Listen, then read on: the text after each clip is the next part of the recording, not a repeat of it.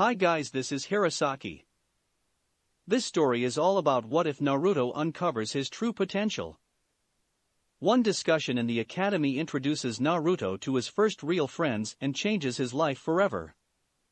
Together, they will work hard, push each other, and unlock their true potential. Before we start, kindly like and subscribe to this channel, and look over the description box for the author of this amazing storyline. Welcome aboard. Chapter 31, The Will of Fire. Die. Shikaku screamed at the Jinchuriki. The giant tanuki had charged them, attempting to ram the three shinobi head-on with all of his weight. Naruto, Han, and Roshi managed to jump out of the way, avoiding his attack. Shikaku then proceeded to swing his tail at them. Both Naruto and Han were able to avoid the attack, but Roshi was unable to get away in time. The Yanbi Jinchuriki was knocked backwards and hit the ground hard. He hissed in pain. Old man. Naruto's eyes widened.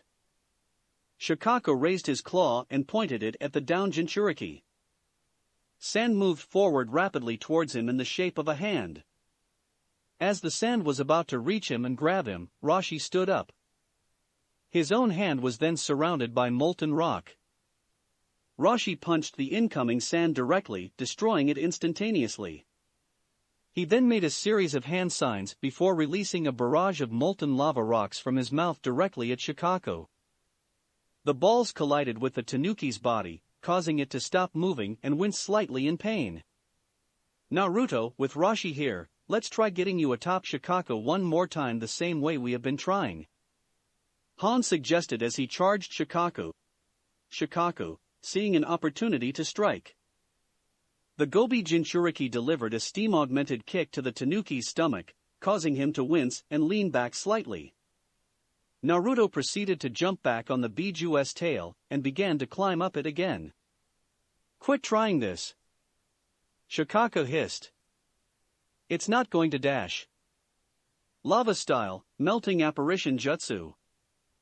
The Ichibi's comments were interrupted as Roshi released a fast-moving lava-like acid from his mouth. The acid made direct contact with Shikaku's body, causing it to shout in pain from the burning. Shikaku seems to be sensitive to high temperatures for some reason. If Roshi keeps attacking him like that, and I join him, then maybe we can make enough of a distraction for Naruto to attack Gaara. Han rationalized his plan. He then lowered the mask on his face before making his own set of hand signs. Boil style, skilled mist jutsu. Han breathed out a corrosive, steam-like mist from his mouth that moved through the air rapidly. The mist collided with Shikaku's body at the same location Roshi attacked him at. Fucking hot. Shikaku cursed, closing his eyes further. Both Iwa Jonin continued to attack the Ichibi with their jutsus, applying as much heat as they could and keep him distracted. Naruto took advantage of Shikaku's stunned state to continue climbing the Biju's body. The Kyubi Jinchuriki was past his back and was about to start climbing the tanuki's neck. Quit it already. The Ichibi growled. Shikaku lifted his foot before slamming it on the ground. Sand spikes developed under the ground, directly beneath Roshi and Han. The two Jinchuriki weren't able to get away in time, and were impaled immediately by the rising sand spike. Both Roshi and Han gasped in pain and both Jinchuriki proceeded to cough up blood. They attempted to pull themselves off the spike, but found themselves unable to do so. The sand was seemingly holding them in place on their spikes. Now that the Iwa shinobi were no longer distracting him, Shikaku turned his attention to Naruto. The blonde had now managed to get up past his neck and was now running on his head towards Gaara's body. The Biju narrowed his eyes. Sand on his head rushed forward and quickly grabbed Naruto's body. Shikaku then tossed the Konoha shinobi off his head towards Han and Roshi. Sand shuriken. The Biju made a throwing gesture with his claw, releasing multiple shuriken made of sand. The weapons collided with Naruto's body, pinning the Kyubi Jinchuriki on the ground in between Han and Roshi. Blood started to pour out from his arm and legs, the locations where the shuriken hit. The blonde cursed quietly from the pain. Now, let's see if I can kill all three of you at once. Shikaku grinned as the Biju opened his mouth and started to prepare his Baijidama. Rashi, use more of my power now, or you are going to die. The Yanbi roared in Rashi's head. Han. I know you normally don't like hearing my input, but now is not the time for arguing. Use another tael's worth of my chakra to defend yourself. The Gobi ordered his Jinchuriki. Both Iwa Jonin accepted the words from their Biju, and channeled more of their chakra. Another tael of chakra developed on their chakra shrouds, bringing Han to 2 taels and Rashi to 3 taels respectively. Upon receiving this extra chakra, both shinobi went through a series of hand signs. Ninja art, steam barrier jutsu. Lava style, melting apparition jutsu. Han released a massive amount of steam from his furnace that surrounded the 3 Jinchuriki and formed a defensive dome around them. Rashi, in addition, breathed out the lava-like acid. Instead of attacking with it, however, Rashi made a gesture with his hands and expanded it. The lava-like acid surrounded the group underneath the steam, forming another protective wall. Once Shikaku finished charging his attack, he released his Baijidama. The sphere of black and white chakra collided with the defenses released by Han and Rashi. Both Jinchuriki continued to release more steam and lava, trying to strengthen their defense and prevent the attack from colliding with them. Roughly a minute passed by before the Baijidama finally faded away. With the jutsu no longer attacking them, Han and Rashi released their defensive jutsus. When the steam and lava disappeared, they, along with Naruto, were completely unharmed from Shikaku's attack. How? That's not possible. Shikaku shouted in surprise. Taking advantage of Shikaku's surprise, Han and Rashi released more steam and lava that quickly surrounded the sand spikes that held them down and the shuriken that were holding Naruto down. Their techniques caused the sand to dissipate, freeing all 3 shinobi. Both Iwa Jonin, however, were starting to look exhausted. Holding back that attack of his took more out of me than I thought, even with the Gobi's extra chakra. Han commented in between heavy breathing. Same. I don't know if I could do that again. Rashi mentioned. Naruto closed his eyes in deep thought as he tried to piece together something that they could do to Shikaku. Their strategy so far of having Naruto climb the Biju's body while Han and Rashi distracted him had failed 3 times. Even though the Uzumaki was getting closer each time, it wasn't enough. They couldn't afford a 4th failure. There needed to be another way to reach Gaara and wake him up. Wait. Another way? Naruto's eyes widened as a thought entered his head. Maybe that'd work. We're approaching this the wrong way. The Kyuubi Jinchuriki spoke up, getting the attention of the Iwa Jonin. We're way too focused on trying to move up Shikaku and get to Gaara. That's not going to work. What we need to do is bring Gaara down to us. Thousand Bee Stings Jutsu. The swarm of bees surrounding Anoki charged forward at the man, releasing their stingers at him once again. The Sandaime Tsuchikage continued to dodge each attack, being careful not to be hit even once. This was, however, much more difficult than before. The longer I keep this up, the more tired I'm going to become. I'll eventually get hit and die to the poison.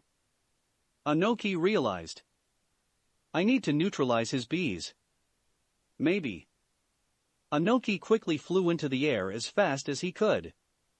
While making his ascent, the Sandaime Tsuchikage was making hand signs. The bees followed right behind, trying to reach up to him. Dust style, atomic dismantling, pillar. The Tsuchikage lowered his hands, pointing them at the approaching bees. A 3-dimensional pillar, similar to his cubes, appeared and extended forward. The bees were then completely surrounded inside of it. They proceeded to fly forward against the pillar, but were unable to break free. Interesting. I presume you're going to blow up my bees then with that jutsu of yours. Ishikawa noted with a frown on his face. That maybe would have worked against them while my bees and I were alive, but we're dead. They, like me, are Edo Tensei constructs. My bees will revive, just like how I would if you somehow kill me. I know it won't kill them. That was never the intent. However, that doesn't mean they'll be able to break out of my jutsu. Anoki explained with a smirk on his face. Realization dawned on Ishikawa's face exactly what Anoki had done. The Shodan Tsuchikage immediately grinned in response. So, you'll keep them inside and remove them as a factor from the battle overall. Excellent thinking, Anoki. My most devastating techniques aren't usable without my bees. The grin faded from his lips as he felt his body making more hand signs. However, you're not done with your battle yet. I have more tricks up my sleeves than just my beer-related ninjutsu. I know about your skill with earth-style ninjutsu. You even helped create some of the mountain formations that surround our village. Anoki commented, his smirk growing. He then proceeded to make a series of hand signs identical to the ones his predecessor was making. I may take this opportunity to just see how my skills with the earth element compare to yours. Show me everything you got, young one. Even though I can tell I was not summoned with my full strength, you'll need to use everything you are capable of if you wish to match me. Ishikawa answered as he and his successor finished their hand signs. Earth style, stone manifestation. 2 sets of tiles rose into the air. They then started to change shape until they formed into large boulders. Each set of boulders surrounded the Tsuchikage that created them. After creating his boulders, Ishikawa then used a technique similar to Anoki's and made his body lighter, giving him the ability to fly. The Shodan Tsuchikage flew into the air with the boulders surrounding him. He then faced Anoki directly. Both shinobi said no words. They raised their hands forward, causing one of the boulders surrounding them to move forward towards the other. The boulders collided against each other, breaking apart and creating multiple smaller rocks. Anoki and Ishikawa then rushed forward in the air, ready to truly begin their battle of earth-style ninjutsu. Alright, it's finished. Now, how many more strokes do I have left? Jiraiya questioned. Just a few more. Toborama answered immediately. The next stroke is dash. My body's finished reforming. Hashirama shouted. Oh, come on. Jiraiya nearly shouted in exasperation. The Toad Sage's battle had started to fall into a pattern. After following Toborama's and Hashirama's advice on how to avoid or counter their jutsus, he would use an explosive tag or one of his fire-related jutsus to destroy their bodies.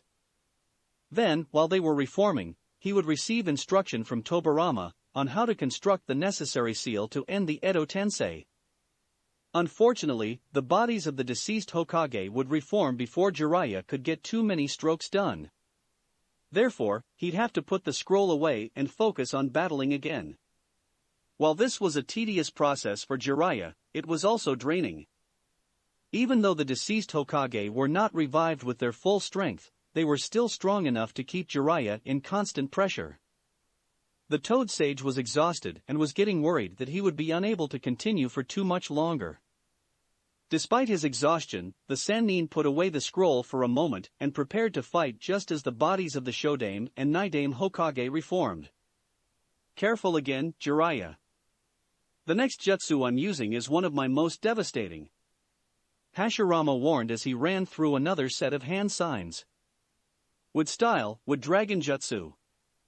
After finishing his hand signs, Hashirama created a gigantic wooden dragon. The dragon rotated around the bodies of the deceased Hokage for a few moments before it rushed forward and attacked Jiraiya, opening its mouth to bite down on him.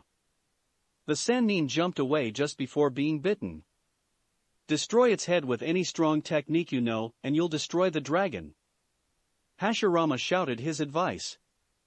The Toad Sage nodded in understanding. He continued to jump from tree to tree across the battlefield, avoiding the wood dragon's attacks. After a few seconds of positioning, the Sannin brought his hands to his mouth. He released a giant, sticky oil bullet from his mouth that landed directly on the dragon's head. He then started to make a set of hand signs, but his actions were interrupted as the dragon turned around and captured him by swirling around his body. "Get out of there! Now!" Tobirama ordered as he felt his hands clap together. Water style, water colliding wave. "Shit! Hurry up, you old toad!" Jiraiya mentally yelled at himself. He pulled his hands out of the dragon's grip and continued his hand signs.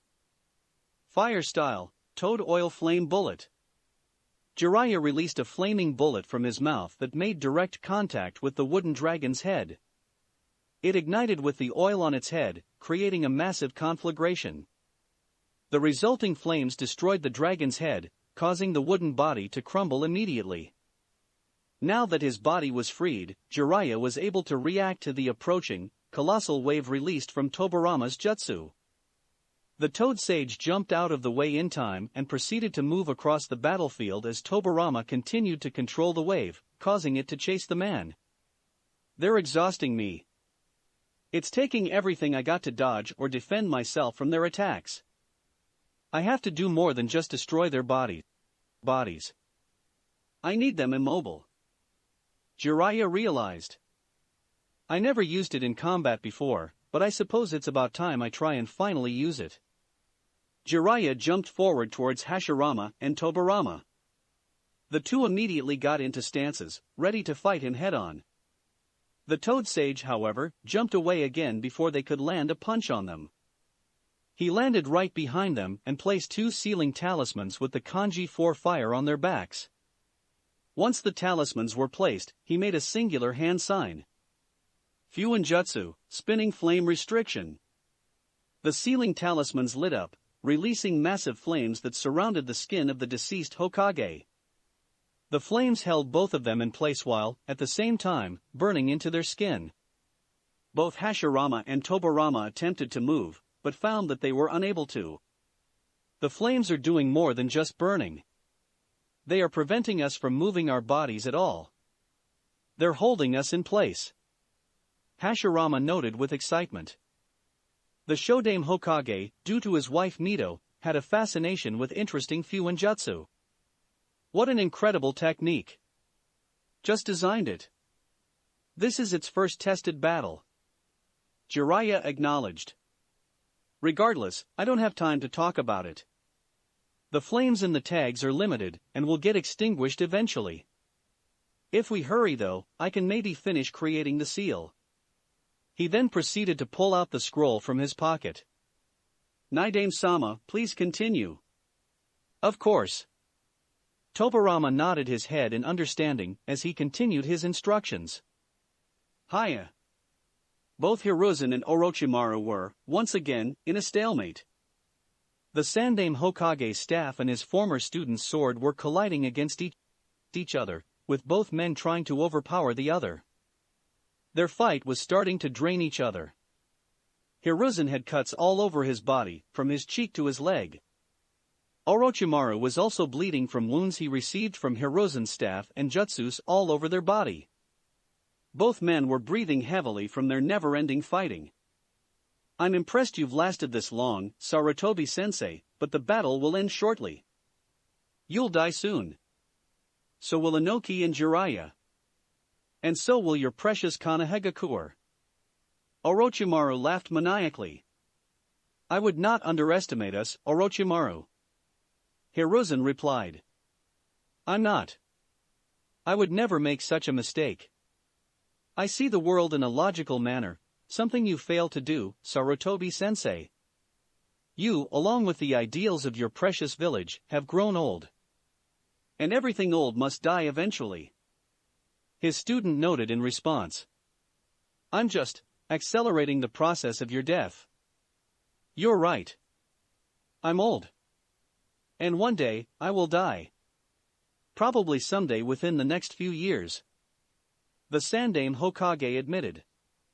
But you're a fool to think my village will die by your hand. No matter what you may do, nothing will stop Konoha so long as the shinobi here possess the will of fire. Fire style, fireball jutsu. Within the stands of the Chunin exam stadium, Hatake Kakashi and Uchiha Sasuke released massive fireballs directly at approaching Oto and Suna shinobi. Many of the ninjas that were approaching them were unable to get away from the approaching fire and were hit head-on by the jutsus. Many died from burns almost immediately after. After their attacks, they both continued to look around the area for more opponents, using their Sharingan in preparation for any possible attacks. I am impressed at how much you have improved, Sasuke. Our training really has done well for you. Kakashi praised his student, letting a small smile grace his lips underneath his mask. Enough to fight off these invaders. Sasuke replied as he turned his attention towards a Suna shinobi that had managed to avoid his fireball. The Uchiha had managed to block the approaching shinobi's fist and counterattacked with a punch. His attack managed to knock the shinobi down the stands, causing him to hit his heart against the chairs a few levels down. Don't let up even for a second. Kakashi ordered. Keep using the same force. We must protect the people here at all costs. Right. His student nodded as he focused his Sharingan eyes at another approaching Suna shinobi. They'll pay for trying to invade Konoha. Demonic illusion, tree-binding death. Kurenai, after activating her jutsu, disappeared to the eyes of the Oto shinobi around her. Immediately afterwards, they felt themselves being grabbed by the roots of a tree that had appeared behind them. The shinobi all struggled and screamed, trying to pull themselves away, but were unable to fight back.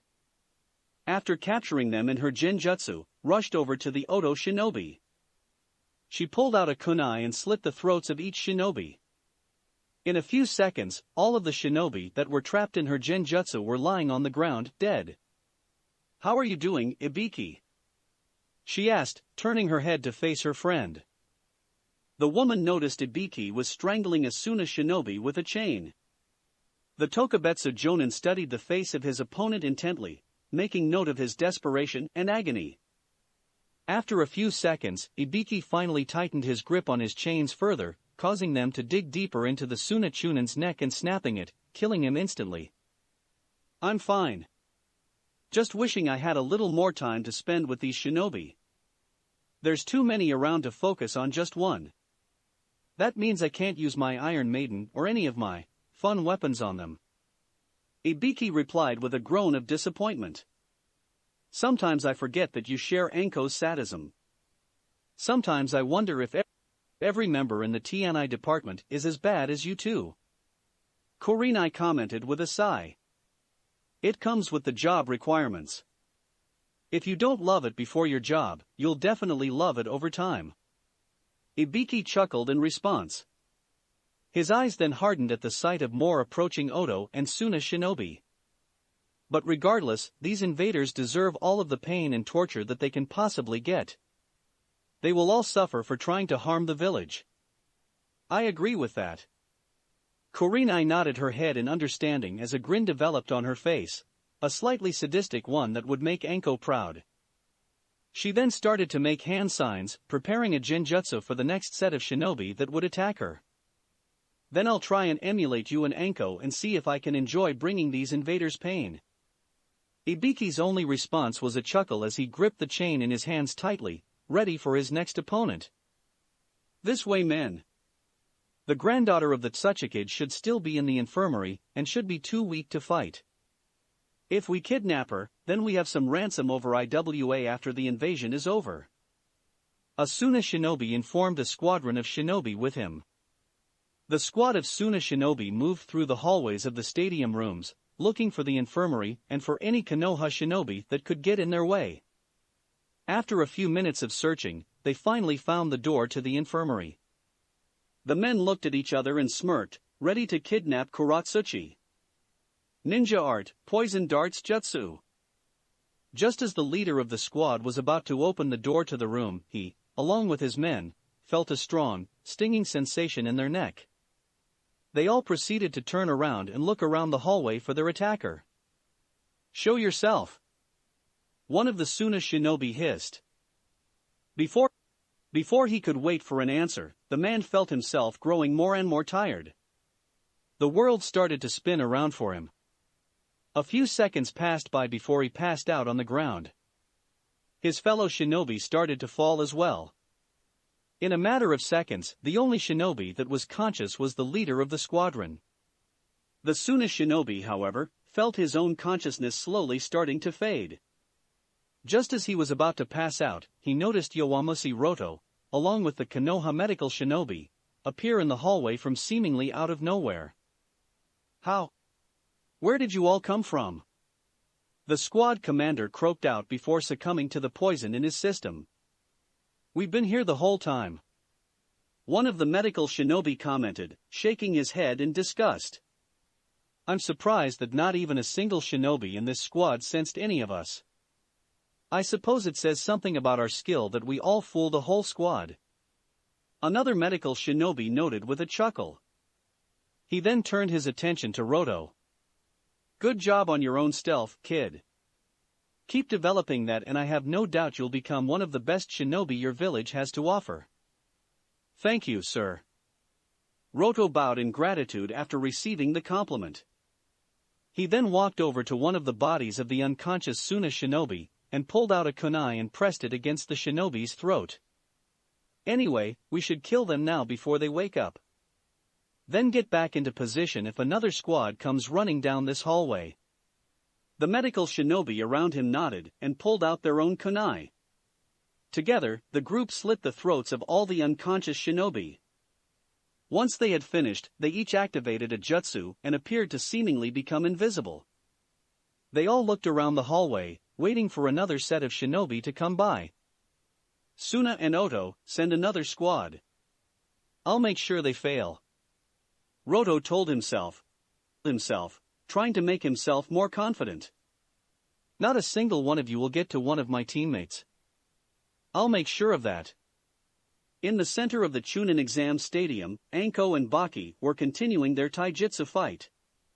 Anko ducked, avoiding a punch by Baki, and proceeded to do a sweeping kick. The Suna Jonin jumped and moved backwards to avoid her attack. The Konoha Tokubetsu Jonin proceeded to charge him again, trying to land a punch. Baki blocked her fist with his arm.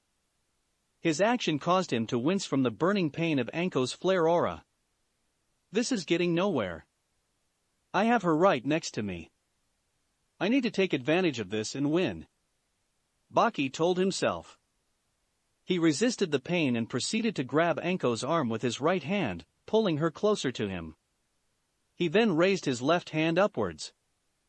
Blade of Wind Hurricane. The Suna Jonin released heavily concentrated amounts of wind from his hands. The winds combined together into a hurricane-like storm that surrounded both him and Anko. The winds blew through the area, cutting into anything they made contact with.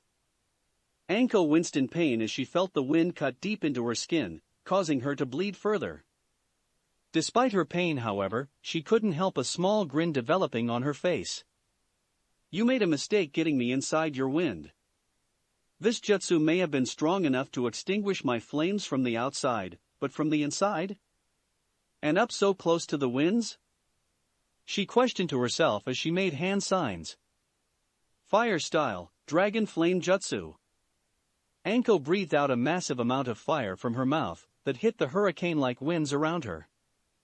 The impact of the jutsu caused the winds to become inflamed, creating a massive tornado-like firestorm surrounding both shinobi. What? Baki's eyes widened at the sight. Fire style, widespread ruin. The firestorm surrounding both Baki and Anko closed in on them, completely encasing the two of them in the fire. Due to the aura of flames that had surrounded her, Anko did not feel any burns or pain from the fire around her. Baki, on the other hand, was still surrounded by the wind he used to augment his taijutsu. His body quickly caught on fire and, despite his efforts, was unable to be put out. Ah! He screamed in pain. Baki continued to struggle for a few moments to fight off the burning and put out the flames. His efforts failed, however, and after a few minutes, the Suna Jonin fell to the ground, dead. The flames remained and continued to burn at his body. Realizing that her opponent was dead, Anko cancelled her jutsu and ended the firestorm. She took a hard look at the body of Baki before she sighed in relief. The Tokubetsu Jonin then turned her attention upward, towards the sky. "Hey 8, rest in peace, my friend," she prayed. Multi-shadow clone jutsu. Around 100 clones of Naruto appeared in a poof smoke. All of them appeared in front of the 3 Jinchuriki, and each clone possessed the same demonic chakra cloak that the original Naruto possessed. Shikaku looked at them in slight interest. "All you did was just give me more targets to hit. Make as many clones as you want. You're just wasting your time." The Biju taunted as he made a throwing gesture with his claws. Sand Shuriken. The Ichibi tossed another series of sand shuriken towards the 3 Jinchuriki and the clones. A few of the clones were unable to get away in time and were dispelled upon impact, but the majority of them, along with Naruto, Han, and Rashi, were able to avoid the attack. The group then ran towards the giant tanuki. Naruto, along with his clones, made a series of hand signs before jumping into the air. Wind style, great breakthrough. Naruto, along with each of his surviving clones, unleashed a powerful gust of wind from their mouth. Each individual blast of wind made contact with Shikaku's body, causing him to move back slightly. "Repeat that again, Naruto. Now it's your turn to join in, Han." Rashi spoke with a grin. Wind style, great breakthrough. Erupting strong foot. Naruto and his clones released another set of gusts of wind towards Shikaku. The Ichibi, in response, rooted his feet into the ground to prevent himself from being pushed back by the wind. His efforts failed, however, as Han jumped towards him and delivered a powerful, steam-augmented kick to his stomach. The sheer force of his kick knocked the Biju off balance. He was then knocked back further by the wind released from Naruto and his clones. The Biju was struggling to remain standing. "And now it's my turn. Naruto, start hurrying over towards him." Rashi called out to the Konoha Genin. He then took a step forward, slamming his foot hard onto the ground. Lava style, plume eruption. The ground underneath Shikaku's body started to crack. A tall lava plume shot out, making direct contact with the off-balance tanuki. While the lava did burn the Biju and cause slight pain, the sudden impact forced the tanuki to fall to the ground, creating a massive crater upon impact. Seeing the opening that he had been looking for, Naruto had his clones grab his body and toss him over towards the fallen Shikaku. He reached the Biju fast, landing on his head. He then hurried over as fast as he could towards Gaara's sleeping body at the top of his head. "I have to hurry before Shikaku wakes up. I have to hurry." Naruto repeated this mantra to himself as he finally reached Gaara. He raised his fist as he made the final steps towards him. "Wake the fuck up." Naruto's fist made direct contact with Gaara's face. The force of his attack caused the red-haired Genin's eyes to open up as he registered the pain. He was now wide awake and looking at Naruto in disbelief. "I am possible," Gaara mumbled.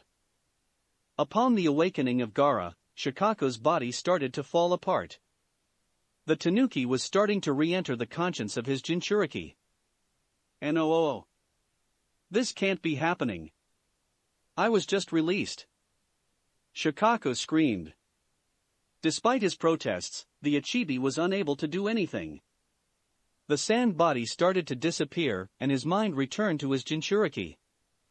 In a few seconds, Shikaku vanished from the world around him, leaving the 4 Jinchuriki alone on the battlefield. "It's finished."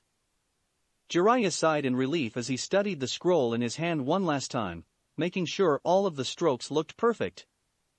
There could not be a single mistake with anything if he wanted the jutsu to work. To break the seal, you need to make the hand signs for Edo Tensei in reverse, and then tap the seal on the scroll. The hand signs are dragon, dog, snake, then tiger. Toborama informed the Toad Sage. "One scroll should be enough for our souls and the soul of the Shodan Tsuchikage." Jiraiya nodded in understanding to the Naidame Hokage's words. He then made the 4 necessary hand signs before tapping his finger on the seal he had created. The seal started to light up, changing from its blood-red color to white. The bodies of Hashirama and Tobirama then started to slowly fade away, starting from their feet. Both Senjumen sighed in relief, knowing that the Edo Tensei was finally broken. "You truly are skilled with Fuinjutsu, Jiraiya," Hashirama commented with a grin on his face.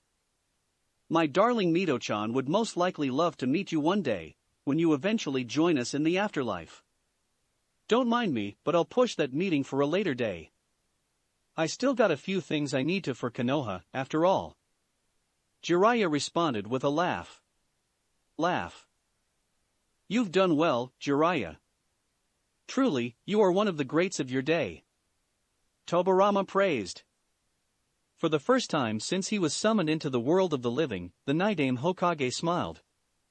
"Continue to help Konoha stay strong. And make sure that the man who summoned us here dies, either by your hand or Sara's hand. I'll do what I can. I promise you both." The Sannin bowed his head at the words of the Naidame. In a matter of seconds, the physical bodies of the former Hokage disappeared. The souls of Hashirama and Tobirama were sealed within the scroll. With both men gone, Jiraiya picked up the scroll and rushed over to the nearby battle between Anoki and Ishikawa. "What's going on?" Ishikawa questioned, his eyes wide in surprise. "Is the Edo Tensei over?" The Shodan Tsuchikage had been in the process of making hand signs for an earth-style jutsu to use against Anoki. His body, however, stopped moving. His body was starting to disappear, starting from his feet. He then turned his head to the side and noticed that his bees that were still trapped by Anoki's jutsu, like him, were also starting to disappear. Anoki took a second to turn his head and noticed Jiraiya standing to the side of their battle. The Sandaime Tsuchikage grinned in response. It seems that the Sandaime Hokage student is skilled enough with Fuinjutsu to cancel this technique after all. Anoki noted. What a relief. Such a jutsu should not even exist. The dead should remain dead. Ishikawa noted, shaking his head in disgust at the concept of the jutsu. But, I must admit, I am glad that this happened. It was a joy to see you again, Anoki, and to see how strong you have come. I can already tell that IWA will continue to thrive with you as their leader, and for whoever you choose to succeed you. I simply am trying to follow your example, Ishikawa-sama. The Sandaime Tsuchikage replied, his grin turning into a more sincere smile. Whatever you are doing, it is working. Keep IWA strong, Anoki. I will enjoy meeting you again in the afterlife years later. We'll have much to discuss about our village, I believe. Ishikawa chuckled to himself. A few more seconds passed away before Ishikawa's body completely disappeared. His soul joined the souls of Hashirama and Tobirama within Jiraiya's scroll. With the deceased Kage gone, Jiraiya and Anoki headed towards Orochimaru and Hiruzen, ready to assist the Sandaime Hokage in his fight. What? Orochimaru's eyes widened as felt the connection with the deceased Kage vanish. Where? How? It seems you realize exactly what's happened, haven't you? Hiruzen spoke with a grin on his face. Konoha will not fall to you, Orochimaru. Jiraiya and Anoki-san defeated the Edo Tensei summons. My shinobi are surely defeating yours. This invasion was a mistake on your part. Taking advantage of Orochimaru's shock, Hiruzen pushed back further with his staff. He knocked Orochimaru back, causing the sword to fall out of his hands. The Sandaime Hokage reacted quickly and swung his staff again at the sword, knocking it further away from their battle. How did all of this happen? Everything was calculated perfectly. Orochimaru hissed in his head. Too many unforeseen variables. The presence of Iwagakure, Anoki's decision to fight with Konoha, the inability to remove the thoughts of the former Kage, had arisen and made his plans fall apart. I'm not dying here. The invasion is, henceforth, aborted. I have to get out of here, with the right distraction. Release the barrier! Orochimaru shouted to his subordinates. He then immediately bit his thumb before slamming it on the ground. Summoning Jutsu. Just as the Sound 4 removed the barrier around the balcony, a massive purple snake with black rings along its body appeared on the balcony. The snake surrounded Orochimaru's body, and looked around at the people around him. Manda, consider this whole village a sacrifice to you and your kind. Take as many lives as you wish. Orochimaru informed the snake. You were generous with this selection, Orochimaru. The snake, Manda, hissed as he continued to look around. Due to his height, he could see well into the village and could, therefore, see many people. This is a worthy sacrifice. Spend as much time here as you please. The snake Sannin smirked as he started to jump away from the battlefield, along with the Sound 4. Jiraiya quickly moved to follow Orochimaru and his subordinates, but he was stopped by Manda. The giant snake slammed his tail into Jiraiya's body, knocking him backwards on the balcony. You're Jiraiya, are you not? I can smell the damn odor all toads have. You reek of Gama Bunta, in particular. Manda commented in disgust. You'll be my first target here. Shit. Jiraiya cursed in his head. Jiraiya, Anoki-san, I ask that you two remain here. Please, defeat Manda and prevent him from killing any of the people in this village. Hiruzen requested. I take it you're going after your student. Anoki asked. I'm not just going after him. I am going to kill him. The Sandaime Hokage replied sharply, gripping his staff tightly in his hands. With those words, Hiruzen followed behind Orochimaru and his subordinates. Anoki and Jiraiya were left behind. The two men exchanged a look between each other before they both nodded. Are you going to summon any of your toads to deal with this guy? Or are you going to be like me and fight him the old-fashioned way, by yourself? Anoki asked the Sannin as prepared to fight the snake.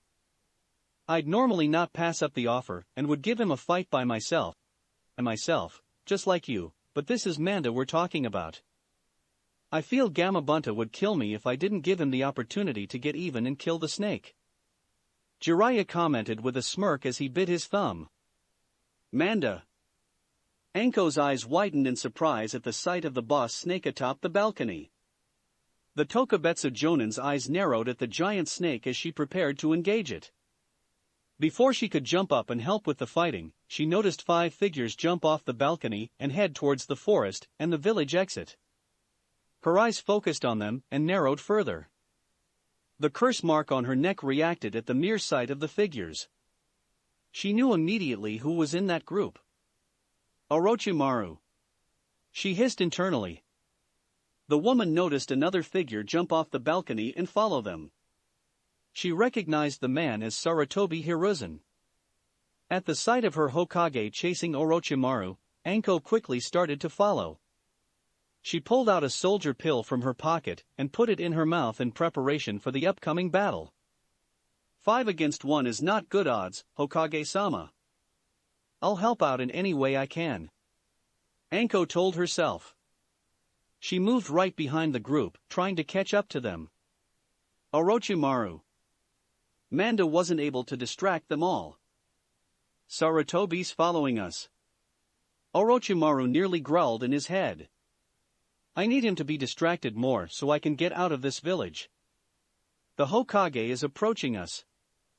I need you 4 to engage him and distract him. The snake Sannin spoke to his subordinates. Orochimaru-sama? One of his subordinates, Kidamuro, blinked in confusion. The very idea of fighting the Sandaime Hokage without Orochimaru was akin to a death sentence. This is not a suicidal order. I know that fool of a leader. He won't try and kill you because he thinks you all could give him information on me. He'll imprison you, yes, but won't kill. I need you all to distract him so I can flee. Once I am out of the village, I will order Kabuto to break you 4 out and get you out of the village. Just make sure that Monkey and I do not fight.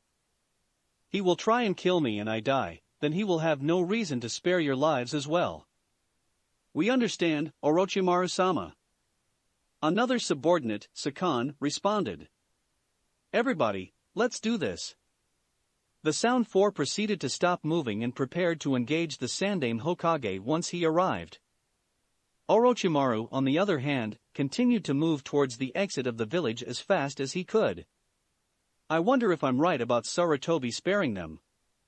It wouldn't be much of a loss to lose those four, but I would have to go and recruit more shinobi to take their place. Orochimaru thought about the situation in his head. He then started to grit his teeth in anger. I'll need to improve my own skills before I come back. I need to make sure I know enough jutsu to account for any variables coming up again. A few seconds passed by before Orochimaru stopped gritting his teeth. Instead, a grin developed on his face. But I suppose it doesn't matter, in the end. I accomplished my original goal, and sowed the seeds for Sasuke to come to me.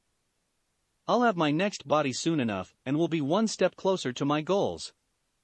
Orochimaru continued on his pursuit out of the village, uninterrupted. He could feel Sarutobi's presence no longer following him, meaning that the Sound Four were distracting him. He could, however, feel another presence starting to follow him.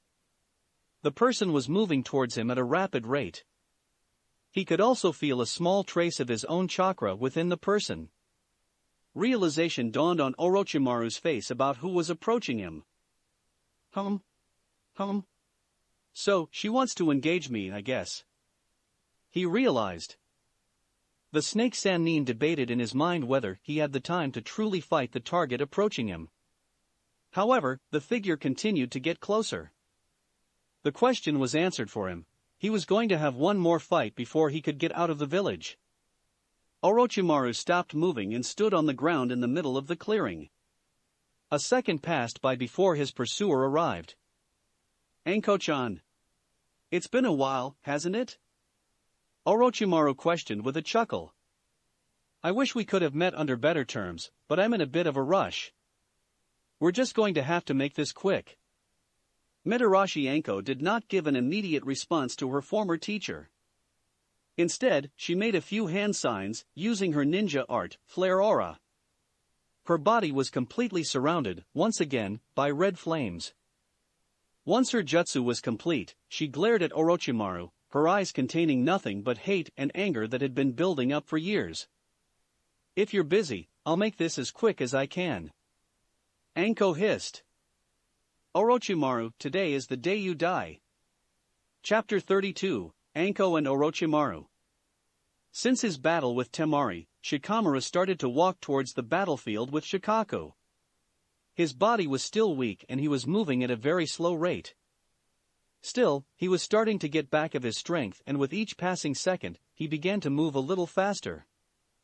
Hopefully at this rate, I'll have enough strength to fight a bit. Or at the very least, I'll be able to give input and strategies to help take down the Biju and not get in the way.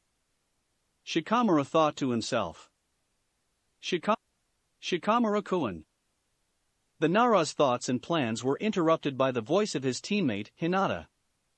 The Hyuga heiress arrived on the ground of the forest, standing directly in front of him. She then rushed over to his side to check his wounds. Hinata, what are you doing here? Where's Naruto and Han? Shikamaru asked her. They're with Shikaku, I'd assume. Hinata answered with a frown on her face, her eyes moving towards the tanuki in the distance. It was hard to tell from their position, but it appeared as if the Biju was losing his balance and seemed like he would fall to the ground. After looking at the Biju for a moment, she turned her attention back to her teammate. I followed your example and fought one of the Suna shinobi, so they could continue to chase Gaara. I was on my way to the battlefield to try and help them, but I saw you in the corner of my vision, and I wanted to see how you were doing after your fight. Corner of her vision? How far does your Byakugan's vision go again, Hinata? Shikamaru wondered, impressed by his friend's eyes. The thought passed, however, and he returned to the subject at hand. I'm fine. I'm sore and can't move as fast I'd like, but I'm fine. Fine isn't the word I'd use for you. You look really exhausted and weak, Shikamaru-kun. Hinata commented with a frown. Yeah, but not exhausted enough that I can't contribute and help Naruto out. The Nara pointed out to her. Come on, we need to get over there. You're right. Naruto-kun and Hansan need our help. Hinata nodded in agreement. The Hyuga heiress proceeded to pick up Shikamaru's body and put him on her back. His eyes widened. Hinata, what are you dash? This'll be faster. I can move faster than you can right now. She told him. Shikamaru opened his mouth to protest, but the words died on his tongue as they heard a loud noise. They turned their attention and noticed that Shikaku had, indeed, fallen on the battlefield. They also started to notice that the Biju's body was starting to fall apart. The two were uncertain what was happening over there, but they knew they needed to see what was going on and if Naruto and Han needed help.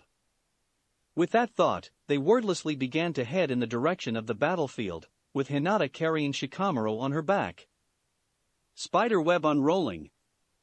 Hiruzen, who had been in pursuit of Orochimaru, was forced to stop his chase and jump out of the way of an approaching, large spider web. After avoiding the spider web, he landed on the ground. Another smaller web was sent flying towards him. He quickly used his staff to cut through the web. He then looked forward with narrowed eyes. You can come out. I know you were waiting for me. Hiruzen shouted. Almost immediately, the 4 members of the Sound Four jumped out of hiding. They all surrounded the Sandaime Hokage and were prepared to engage him. Orochimaru isn't with you? Do you all think you can take me on? Hiruzen questioned angrily. His arrogance seems to have been inherited by those who follow him. I'll say this once, get out of my way, or I will kill all of you. We're not being arrogant. Sakan spoke up with determination in his eyes. This is an order from Orochimaru-sama, and we will follow his word to the death. There isn't a damn thing you can tell us that'll change our minds. Taiyua hissed at the Hokage. Don't even bother intimidating us.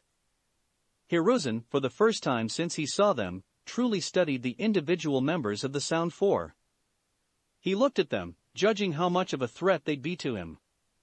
His eyes, however, stopped at the sight of Taiyua. They widened exponentially as they focused on her face and hair. Is she? Everybody, we're engaging the Hokage. Don't hold back for a second. Hurry to the second stage. Sakan shouted. The other 3 members of the Sound Four nodded at his request. Shortly, their bodies were covered by black markings from their curse marks. Soon, their entire bodies began to change shape. Their skin tone changed and they each grew demonic-looking features. Hiruzen quickly focused back on the situation at hand. He looked around at the members of the Sound Four in disgust. So, this is another example of Orochimaru's research. How revolting. I truly did a disservice to the world by letting him live. The Sandaime Hokage shook his head, pushing those thoughts out of his head. He looked forward at the shinobi around him with focus in his eyes. I'll repeat myself one more time, get out of my way, or I will kill you all. I don't have time to waste here. The response of the Sound Four was to charge Hiruzen together. He sighed in frustration as he gripped his staff tightly. If that's your choice, then fine. I'll make this quick. Summoning Jutsu. Appearing atop the Hokage balcony, directly in front of Manda, was a large, dusty red toad with a scar over its left eye. The toad was wearing a blue vest, had a blade attached to its hip, and had a pipe in its mouth. Jiraiya and Anoki were standing directly on top of the toad's head. Gama Bunta, it's been a while since I summoned you. Normally I'd offer some sake as sacrifice, but right now isn't the time. We have an issue. Jiraiya informed the toad, directing his attention towards the giant snake in front of them. The first battle you summon me for in years is against Manda. You sure know how to pick your fights, Jiraiya. The toad, Gama Bunta, commented with a chuckle. I'm fine with doing a fight without a drink. Drink. You can pay me back later if you wish. For now, I'd like to take advantage of a fight with this damn snake. You really think you can take me, Toad? Manda hissed at the sight of Gama Bunta. You're a fool, and it's time you die today. You, your summoner, and the people of this village will perish. I'll make sure to relish the taste as I eat everything here. It is you who is going to perish, snake. I needed a new wallet, and I suppose your skin will do fine for that role. Gama Bunta taunted. Manda was the first to make a move. The large, purple snake quickly charged the toad in an attempt to bite it. The toad grabbed onto the snake's mouth before he could bite down, stopping his attack. The two struggled against each other, trying to overpower the over with their brute strength, before they both fell off the balcony. Jiraiya and Anoki jumped off Gama Bunta's head just in time to watch the two boss summons fall into the central battle within the Chunin exam stadium. Both Jiraiya and Anoki jumped down as well, prepared to assist the toad in his fight against Manda. Wait, this is a perfect opportunity. An idea entered Jiraiya's head. He then quickly turned his attention towards Anoki. That dust release of yours can create a three-dimensional world that can only be destroyed by your command, right? Trap us all inside the center of the arena. That way Manda can't escape, and we can prevent as little damage to the village as possible. Anoki nodded at Jiraiya's suggestion. He then proceeded to run through hand signs. Dust style, atomic dismantling, pillar. A large three-dimensional pillar surrounded the battlefield within the Chunin exams. The two men, along with Gama Bunta and Manda, were now trapped inside until Anoki released the jutsu. Perfect. Now we can focus solely on destroying this snake. Jiraiya smirked as he jumped back to the top of Gama Bunta's head. Anoki, you do whatever you can by yourself. I'm going to do some work with Gama Bunta here. Try whatever you wish. You'll all die just the same.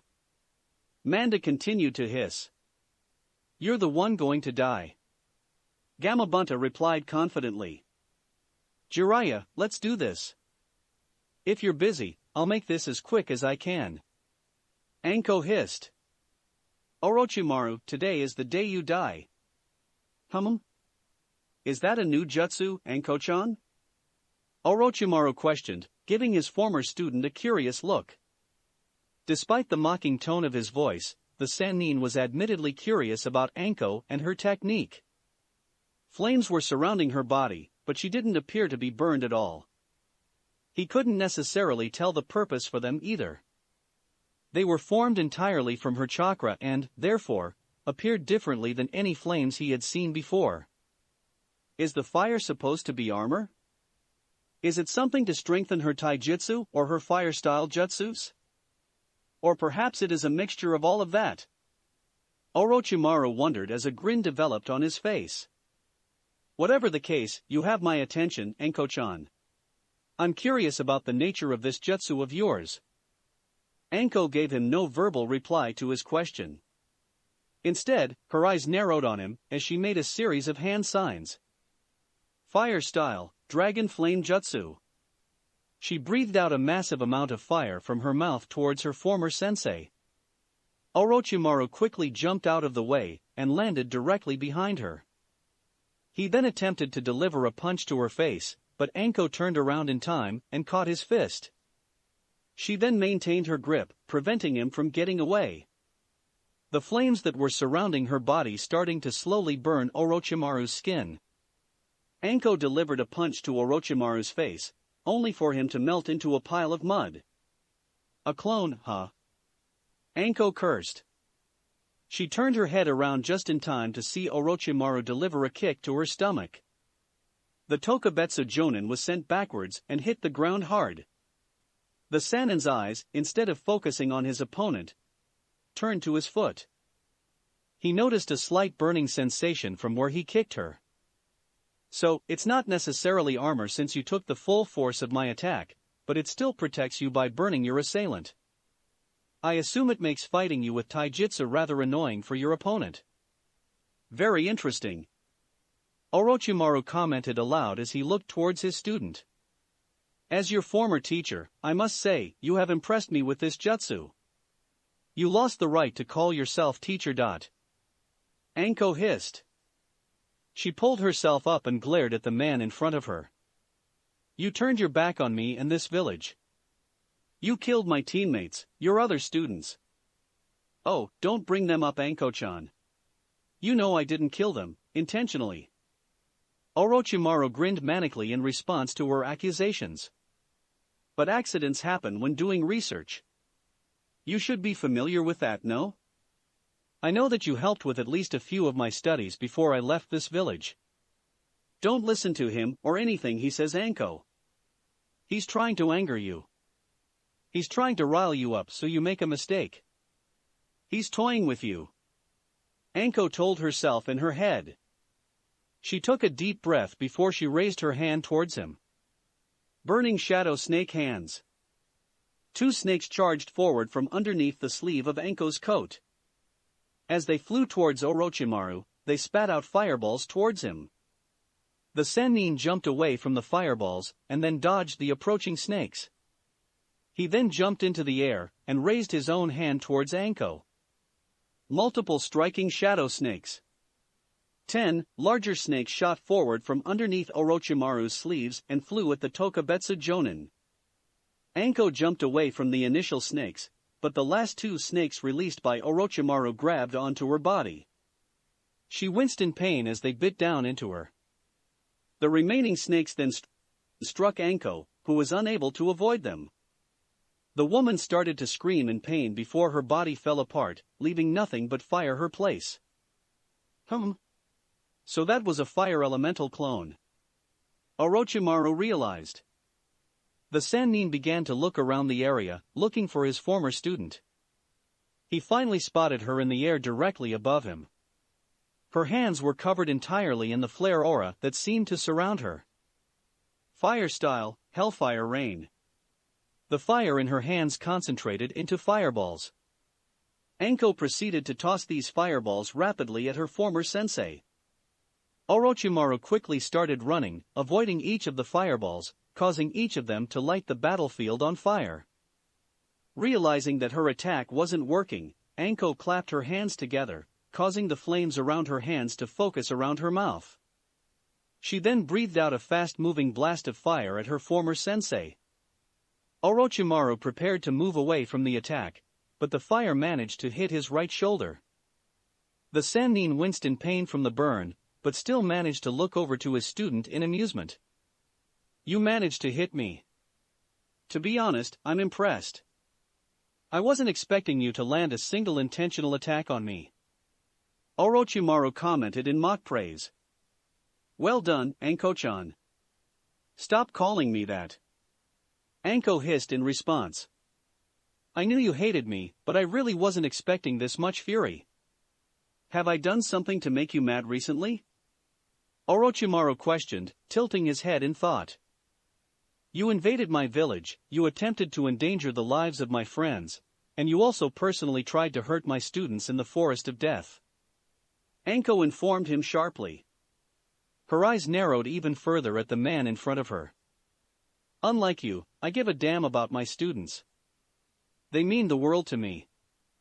Not a single soul will harm them under my watch, especially you. Do your students really mean that much to you? I'm honestly happy to see that, Anko-chan. Orochimaru noted with a malicious grin on his face. Hopefully they managed to survive this invasion. Let's hope that Asuna or Oto Shinobi didn't reach them and do something to them. Anko growled in response. She looked as if she was about to charge him again, but her body froze. The curse mark on her neck started to radiate, causing her hands to go over to her neck. Ugh. Yes. Embrace your anger and hatred, Anko. The more you hate me, the more your curse mark will react, and the faster it'll take me to kill you. The Sennin smirked, realizing his plan was working.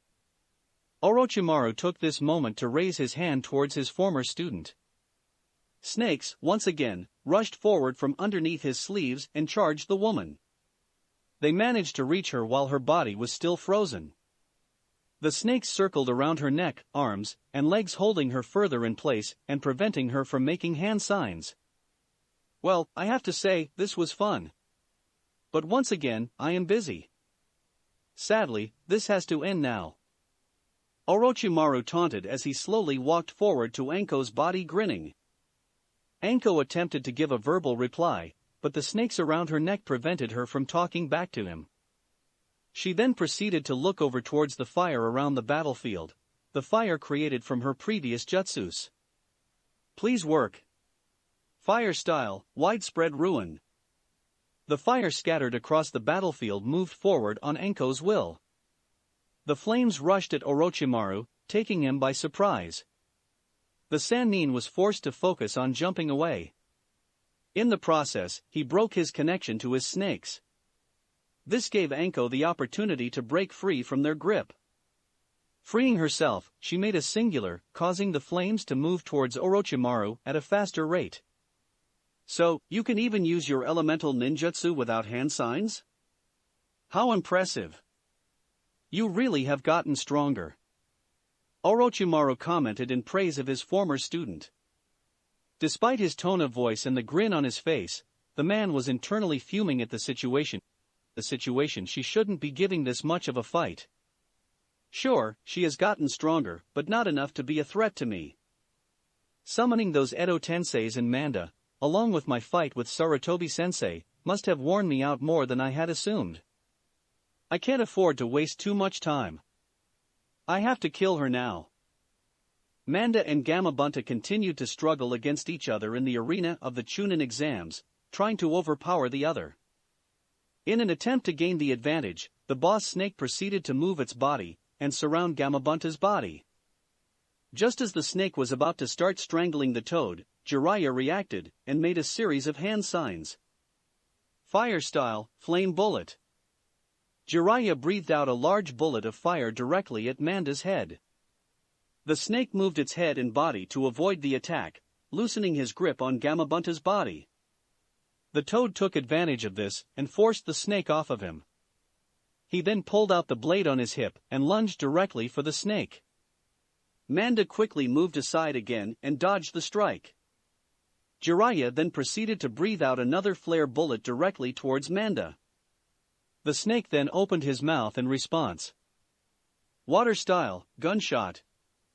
A large bullet of water was shot forward from Manda's mouth, much larger than Jiraiya's flare bullet. The water collided with the flame, extinguishing it. The water then moved forward, towards Gama Bunta and Jiraiya. The toad boss, in response, jumped in the air to avoid the attack. Gama Bunta gripped his blade tightly as he descended towards the giant snake. Manda, to avoid the attack, proceeded to dig under the ground. He descended into a hole just as Gama Bunta attempted to cut into him. He's underground, huh? Anoki noted with a smirk. The Sandaime Tsuchikage, who had been floating in the air and observing the fight so far, proceeded to go down to the ground. He made 7 hand signs before slamming both his open palms on the ground. Earth style, fissure. The ground within the stadium began to tear itself apart as a fissure formed. The resulting fissure forced Manda to spring forth from underground to avoid damage. The snake glared angrily at the Tsuchikage. I was wanting to fight Gama Bunta and his human follower. I don't need a small, old human helping them. Manda hissed as he charged forward towards Anoki. I'd be careful what you say, snake. Anoki spoke quietly. Manda ignored the words of the Tsuchikage and continued to charge him. Just as the snake was about to reach him, the Tsuchikage's fist became covered in solid earth. He then punched Manda directly in the face before the snake could attack him. The resulting punch knocked the snake backwards. Manda hissed in pain and proceeded to glare further at Anoki. After all, this small, old man could be the one who kills you instead of Jiraiya or Gama Bunta. Anoki growled. Yeesh. I don't want Anoki to ever hear any of things I've called him before. Jiraiya took a deep gulp. Without another word, Manda charged forward once again. Anoki, along with Jiraiya and Gama Bunta, moved forward as well to engage him. Fire style, Grand Fireball Jutsu. After channeling her chakra and the fire surrounding her body around her mouth, Anko breathed out a singular, massive fireball towards Orochimaru. The Sannin jumped away just in time, causing the fireball to make contact with the ground. It created a massive crater and set the entire area on fire. Orochimaru studied the battlefield while he floated in the air above Anko. From what I last saw, Anko-chan can now manipulate the fire around her as well. It would be to my disadvantage to fight her with all that fire. Then again, a smirk developed on Orochimaru's lips as an idea entered his head. Why just extinguish that when I can just put out every fire Anko could possibly ever use? Water style, rampaging water. The Sannin opened his mouth and released multiple streams of water from his mouth. The water collided with the flames on the battlefield, putting them out almost instantaneously. Anko attempted to dodge every stream of water, but one blast managed to hit her hard, knocking her back towards a nearby tree. After she was hit with one, Orochimaru unleashed another barrage of water blasts towards the Tokubetsu Jonin. Anko was hit by each one, causing a lot of damage to her.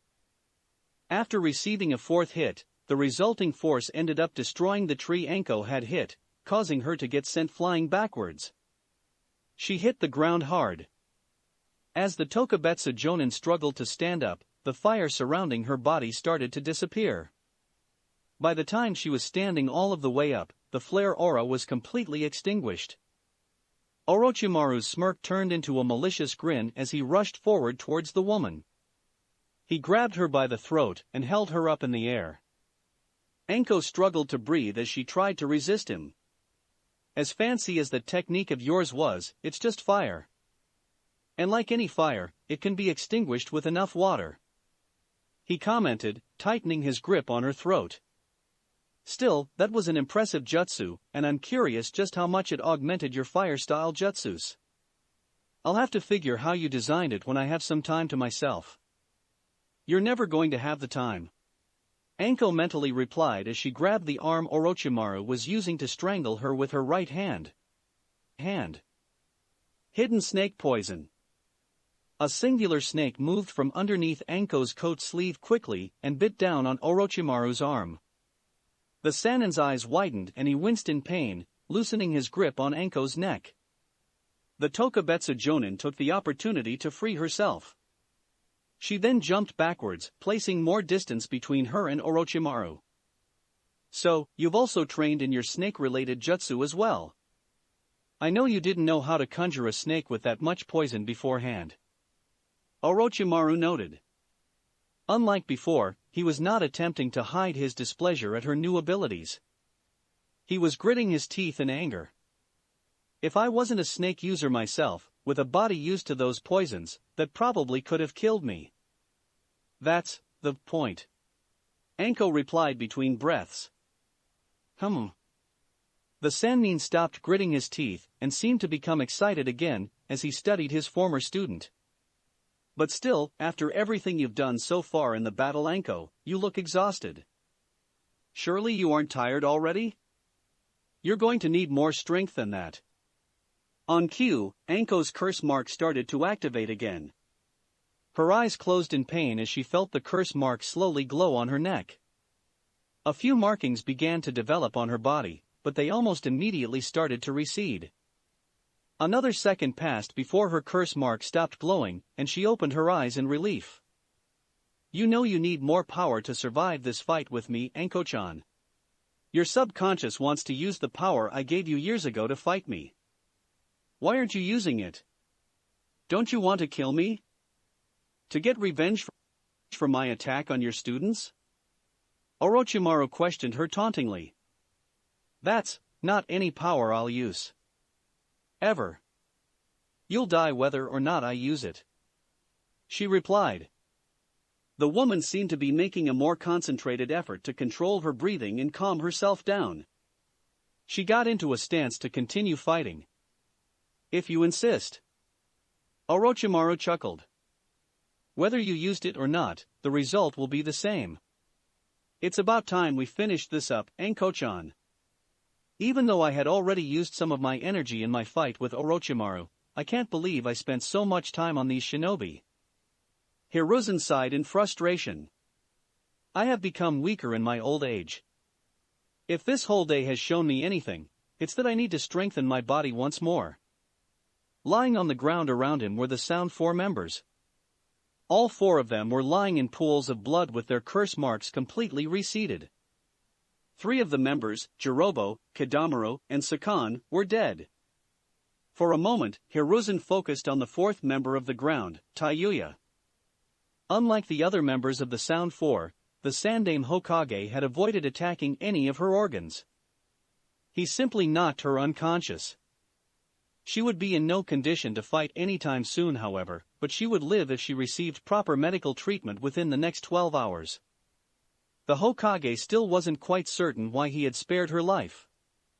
She was a member of Orochimaru's elite soldiers in Otogekure.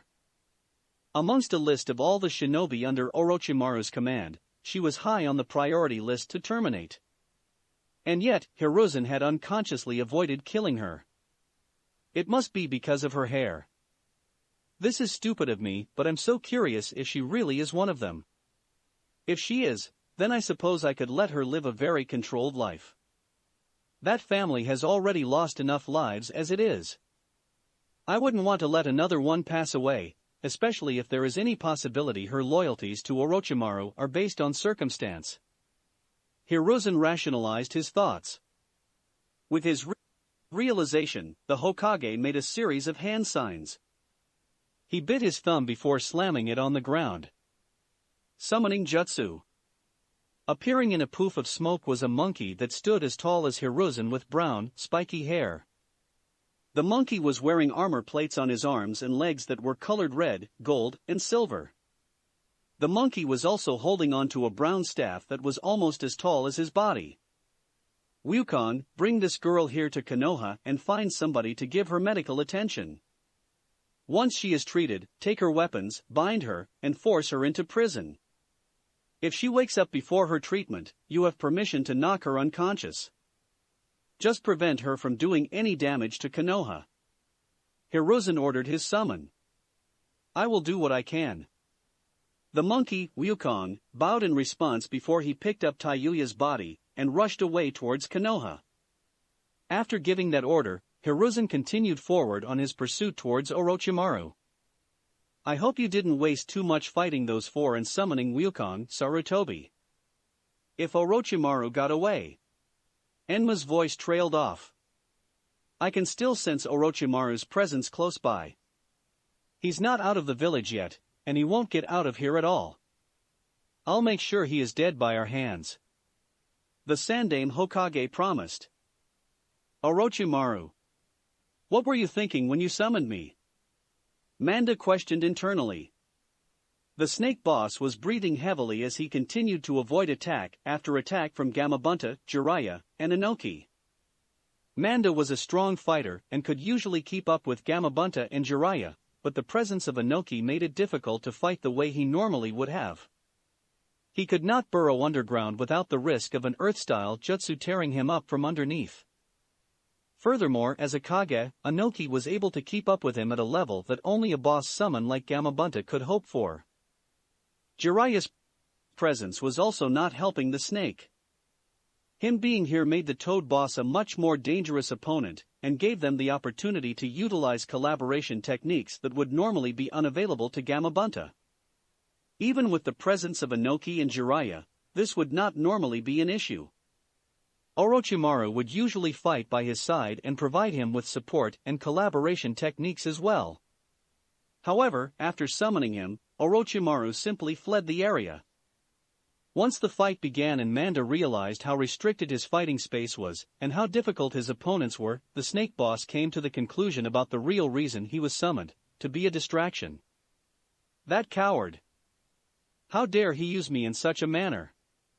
Manda nearly growled at the thought. He had no intention of offering this village as a sacrifice. He simply wanted something to cover his own ass. With that thought dominating his mind, Manda moved to the edge of the battlefield and closed his eyes as he spoke aloud in anger. I refuse to be part of a retreat plan for you, Orochimaru. I won't fight under these conditions. I'm retreating. And you better damn well not summon me again. You will pay for summoning like this, and you'll be lucky if you don't from your punishment. After making his declaration, Manda disappeared in a giant poof of smoke, returning to where he had been summoned from.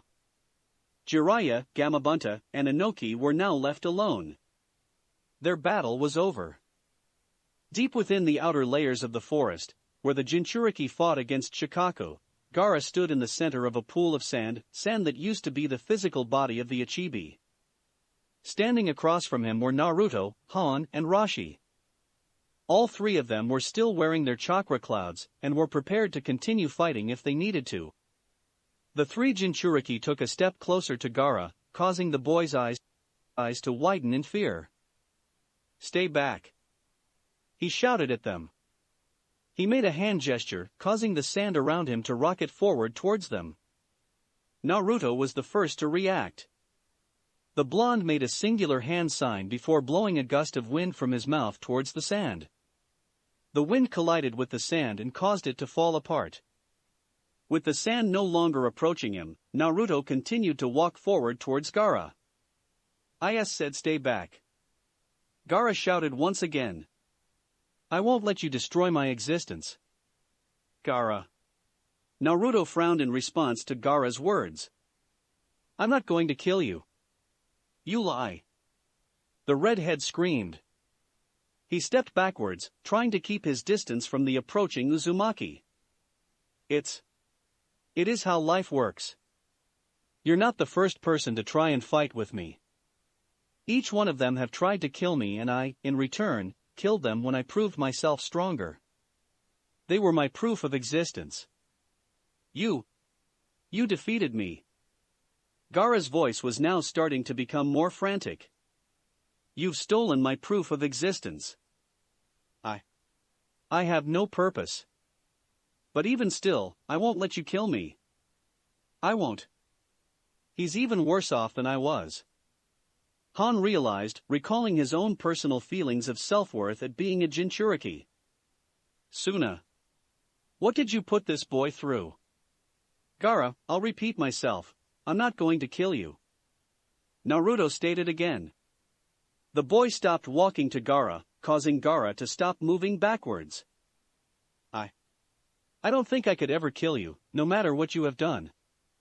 And I know Han and I and the old man here could not do the same. Because we are just like you. We're all Jinchuriki.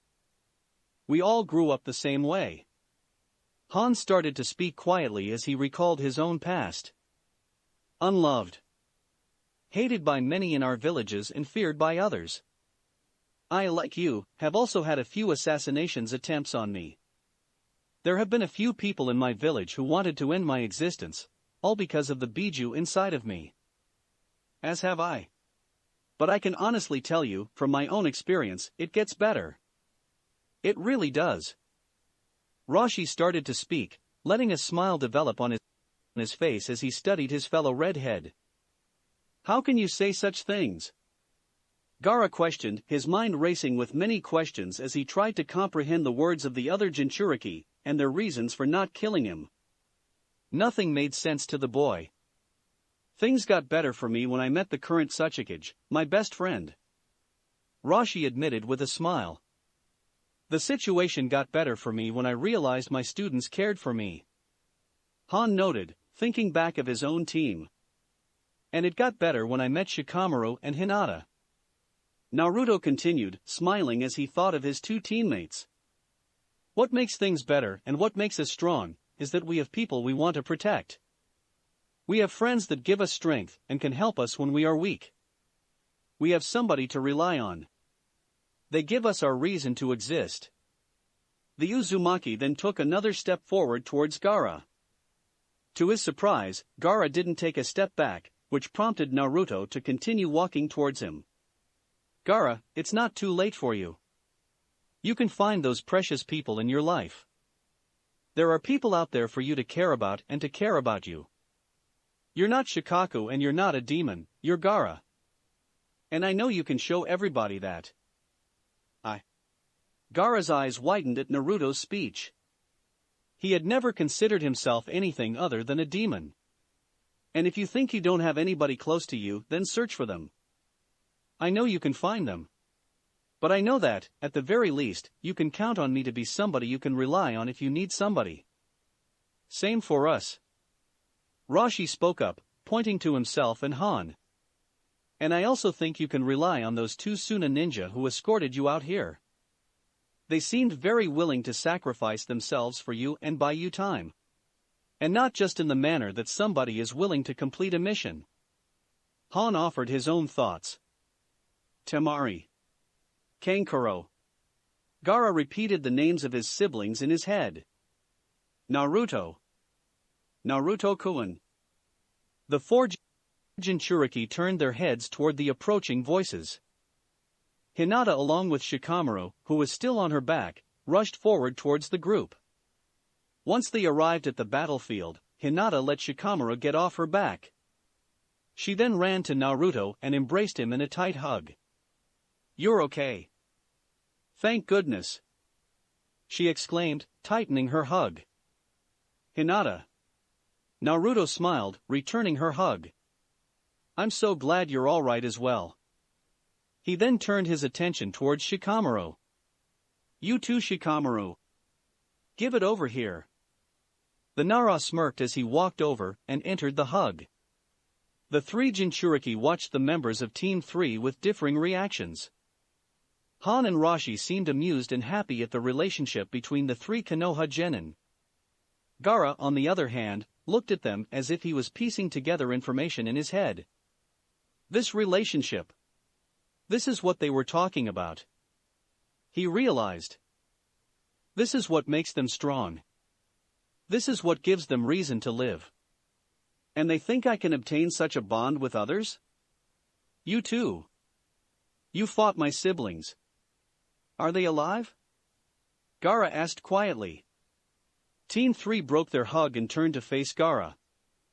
Hinata and Shikamaru looked surprised at Gaara. They seemed almost prepared to attack him if he tried to do anything, but Naruto gave them a look, telling them through non-verbal communication that everything was fine. Realizing that Gaara was no potential danger to Naruto, the two members spoke up. "Your sister is alive. She's unconscious, but she'll be all right." Shikamaru answered. "As is your brother. He won't be able to move his body for another few hours, but he's conscious and alive." Hinata spoke after the Nara. "I see. Thank you." Gaara spoke to the two Konoha genin. "I am going to try and find my siblings. Once I find them, I'll make sure to leave towards the village and surrender. We won't fight." With those words, Gaara started to walk off in the direction Hinata and Shikamaru came from. Naruto, along with Han and Roshi, smiled as they watched the Ichibi Jinchuriki leave. It's a start. That Naruto kid sure has a way with words. That boy may end up getting saved. Roshi realized. Kankuro. The Suna puppeteer, who'd been lying down on the ground in defeat and unable to move his body, turned his head and saw Gaara approaching him. He looked at his younger brother in surprise. "Gee, Gaara." He gasped. "What's going on? Did the fighting already stop? Is the war over?" "I don't know about the war.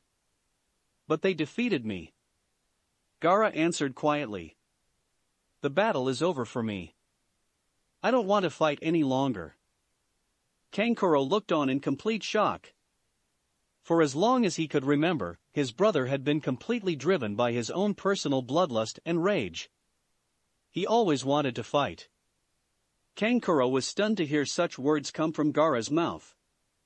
Despite his own shock, he couldn't help but be focused on one concern, the fact that his brother was defeated. "Are you okay? Did they do any damage to you?" "I'll be fine," Gaara answered with a sigh. "For now though, we should focus on you and Temari. Let's go get her." The Ichibi Jinchuriki reached Kankuro's body and, without waiting for a response, picked him up. He then started to walk in the direction towards Temari's body, carrying Kankuro. "I'm glad that you are okay, Kankuro." Gaara spoke to his brother while they started to look for their sister. Kankuro's eyes widened at the declaration. It took a few minutes before he was able to respond with sincere joy in his words. "I'm glad you are okay too, Gaara." In response, Gaara did something he had not done in years. He let a smile develop on his face. "Uzumaki Naruto. Han. Rashi. I will try and follow your example. I'll create my own bonds and find my own purpose for existence." Multiple striking shadow snakes. Fire style, dragon flame jutsu. Orochimaru unleashed another barrage of 10 snakes directly towards Anko. Just as the snakes reached her and were about to bite into her skin, the Tokubetsu Jonin breathed out a large burst of fire from her mouth. The flame hit the snakes head-on, lighting them on fire and causing them to turn to ash. The fire moved down the bodies of the snakes as it burned them as the flames headed towards Orochimaru.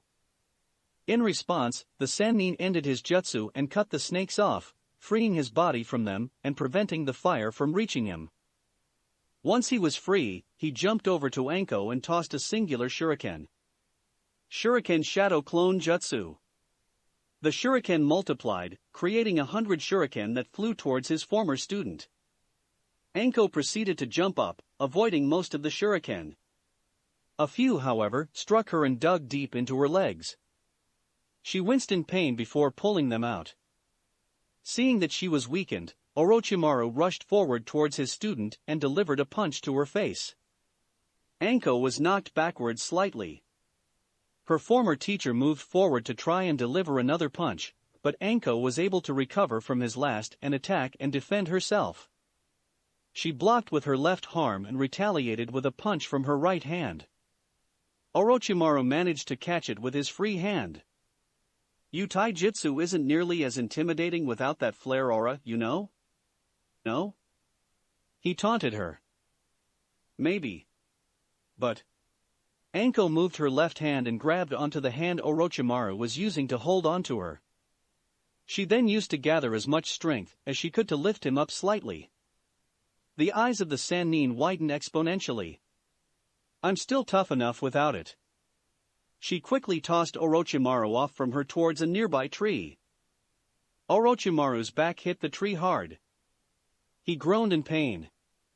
Anko then raised her hands and pointed them at him. Hidden Shadow Snake Hands. 2 snakes rushed from underneath the sleeves of Anko's coat towards Orochimaru's body. The snake Sannin, however, managed to recover from Anko's last attack fast enough to avoid the snakes. He sidestepped, avoiding their strike. He then grabbed onto their necks and pulled with enough force that Anko was sent flying towards him. She raised her hands in an attempt to block whatever his neck attack was going to be. Orochimaru, however, bypassed her guard and delivered a punch directly to her face. Anko was sent flying backwards in the original direction she was at. She rolled on the ground for a while before she finally stopped. Her nose was bleeding heavily after the punch. Anko attempted to stand up, but Orochimaru moved too fast and reached her before she could. He stomped on her back, causing the woman to cough up blood that stained the ground under her head. Orochimaru then dug his foot deeper into her back, causing her to writhe underneath his foot in pain. "It's been fun, Anko-chan, but I must say this is the end of our fight," Orochimaru commented.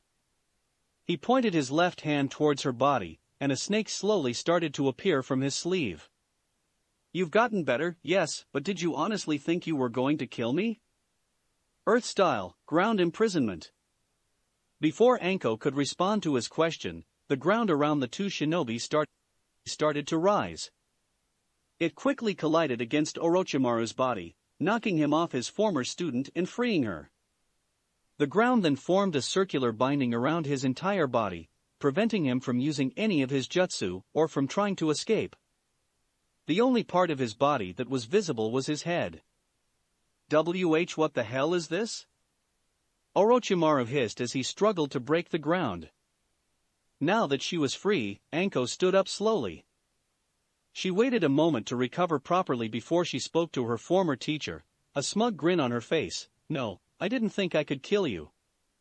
I know I couldn't. But that didn't mean I couldn't distract you for long enough, right, Hokage-sama?" "Right." Hiruzen jumped to the battlefield directly between Anko and the entrapped body of his former student. He gripped his staff tightly with his right hand. The left hand was lifted and seemed to completely encased in earth. It was this hand that had created Orochimaru's imprisonment. "Sarutobi-sensei. You!" Orochimaru hissed at the sight of the man. "I had only followed you because I saw that it would be 5 against 1 odds for Hokage-sama. When I saw him stop moving to fight the other 4, I knew you'd get away. So instead of fighting alongside Hokage-sama, I thought I could catch up to you and stall you long enough. I thought he'd be able to defeat your subordinates and catch up before you could kill me and get out of the village. And I was right," Anko explained. "You?" Orochimaru growled in response. He continued to struggle against the earth, but nothing was happening. His imprisonment was too strong, and his body was too weak. "You're spent, Orochimaru. You've used so much chakra today, and your fight with both me and Anko-san have worn you out.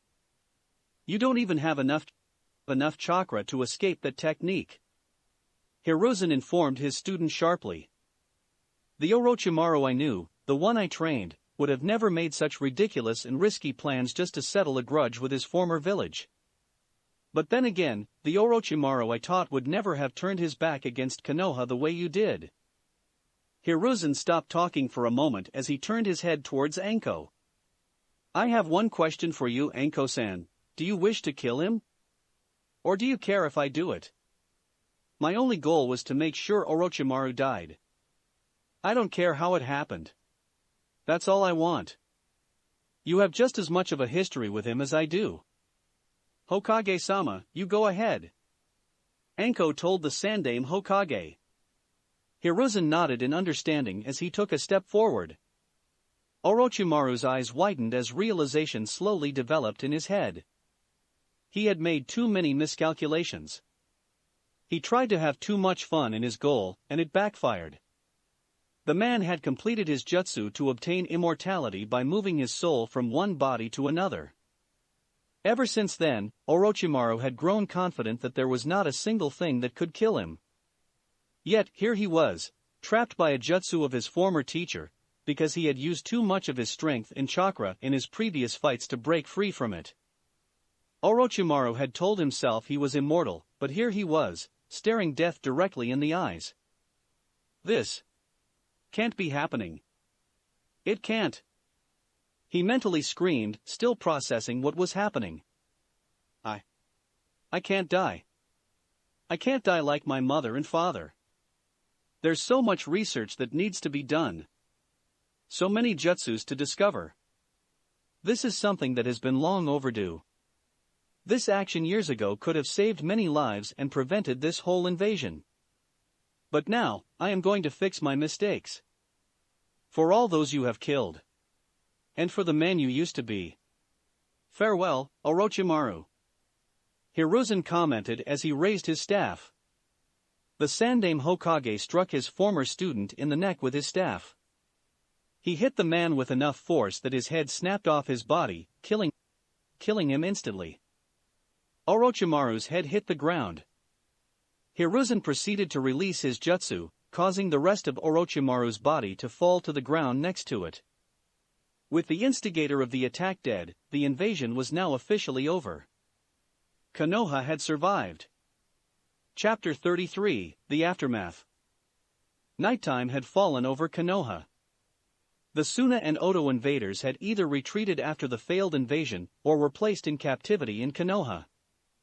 Many of the shinobi and civilian villagers were celebrating the strength of their shinobi and the death of Orochimaru. There was even joint celebration with the IWA shinobi in the village. Their assistance proved valuable in holding off the Suna/Oto invaders and helped bridge the gap between the two former enemy villages.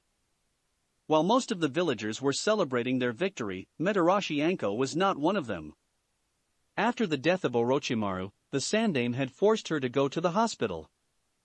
Once she was treated by a squad of medical shinobi and released home, she started to walk towards a small cemetery deep within the heart of Konoha. The Tokubetsu Jonin walked through the cemetery underneath the full moon's moonlight before she stopped at two tombstones. She was at the resting place for Jiken Mamoru and Moto Himura, her former teammates. Hey Mamoru. Hey Himura. It's been a while since I last paid you guys a visit, huh? Hopefully you both aren't too pissed at me. Anko spoke with a small chuckle. I've been really busy since the beginning of this year. The Hokage actually assigned me to a genin team. Can you guys believe it? Although she received no response, she could just hear the laughter from beyond the grave. Both her former teammates, although they treated Anko like a sister to them, considered her extremely irresponsible and immature at times. They often joked how awful of a Jonin sensei she would be. She actually joked with them about the same. Yeah, that happened. But they're good kids and I'm glad I got a hold of them. They're really going to be something one of these days. The Tokubetsu Jonin commented with a smile. The Chunin exams were today, and I just know that they're all going to get promoted. Speaking of the Chunin exams though, Anko's voice started to trail off for a moment as she contemplated her words. Finally, she took a deep breath and started to speak. Konoha was invaded. Suna and this new village, Oto, attacked. Turns out the leader of this village was our former sensei, Orochimaru. I ended up fighting him face to face for a moment. I couldn't beat him. He was way too strong. But Hokage-sama arrived just in time. I distracted Orochimaru for long enough, and he was able to kill him. She stated. The Kunoichi sighed in relief as she, once again, thought about finally witnessing the death of Orochimaru. Yeah. Orochimaru is dead. He's finally gone.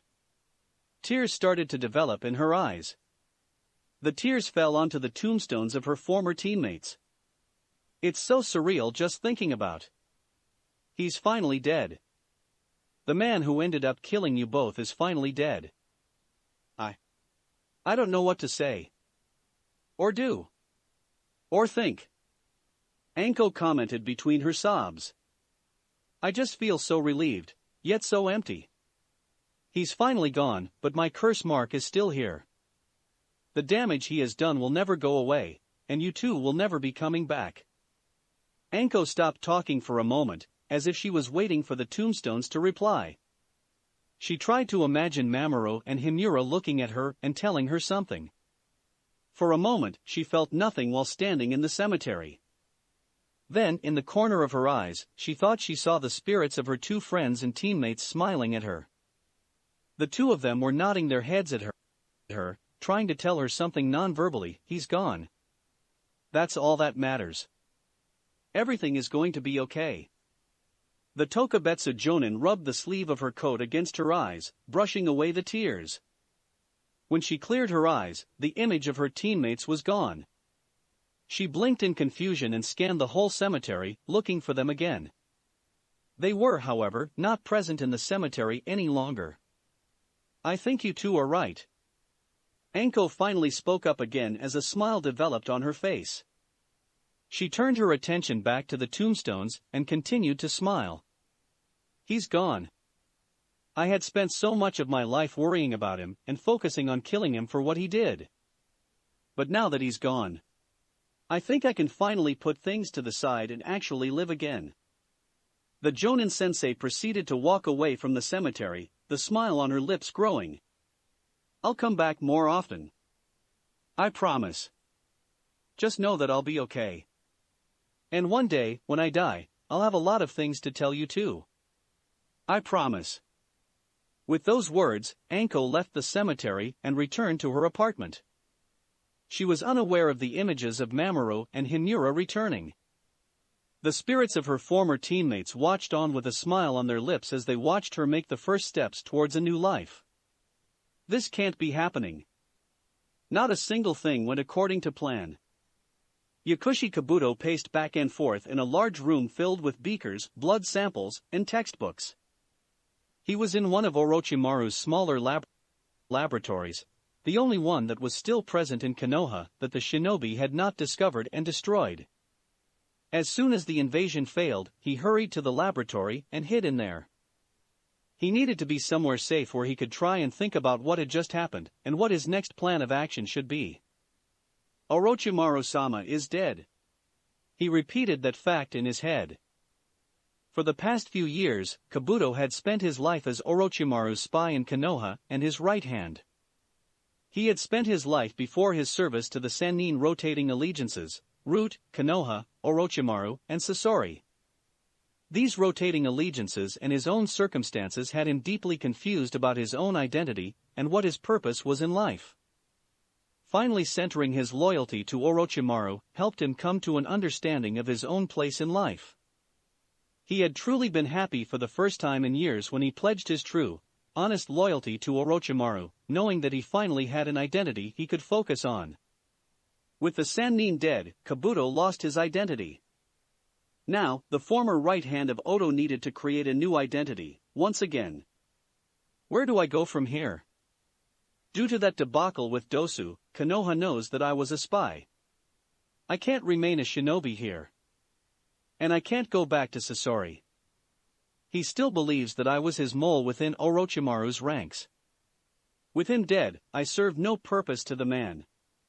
He'd probably find some reason to kill me. Kabuto cursed mentally as he ran through options in his head. What should I be doing? Hesitantly, Kabuto walked forward in the room towards a mirror on the wall. He looked at his reflection in the mirror and scowled. Just like when he was younger, when he was rotating his allegiances, he couldn't recognize his own reflection. He knew the man he was looking at was somebody named Yakushi Kabuto, but he had no idea who exactly that man was. He gripped his hand tightly and prepared to punch the mirror to destroy his reflection, but he stopped himself when he noticed something about his reflection. He was still wearing a forehead protector with the symbol for Otogekure on his head, the village Orochimaru had created. Orochimaru. Finally, a smirk developed on Kabuto's face as he walked away from the mirror. Orochimaru-sama is dead. So I should honor his memory by continuing where he left off. I'll become immortal and learn every jutsu this world has to offer and more. Kabuto's eyes widened as his thoughts continued to develop. But why stop there? I can do more than just fulfill Orochimaru-sama's goals. There is so much I could do. So much I could become. With that thought, Kabuto moved to Orochimaru's textbooks and began to review the research notes the Sannin had left behind. The right hand of Otogekure, in his mind, now had a purpose in his life once again. Hokage-sama, Koharu Dano and Hamura Dano have arrived. They wish to speak with you. A Konoha ANBU agent informed his village's leader. Hiruzen nodded his head in understanding.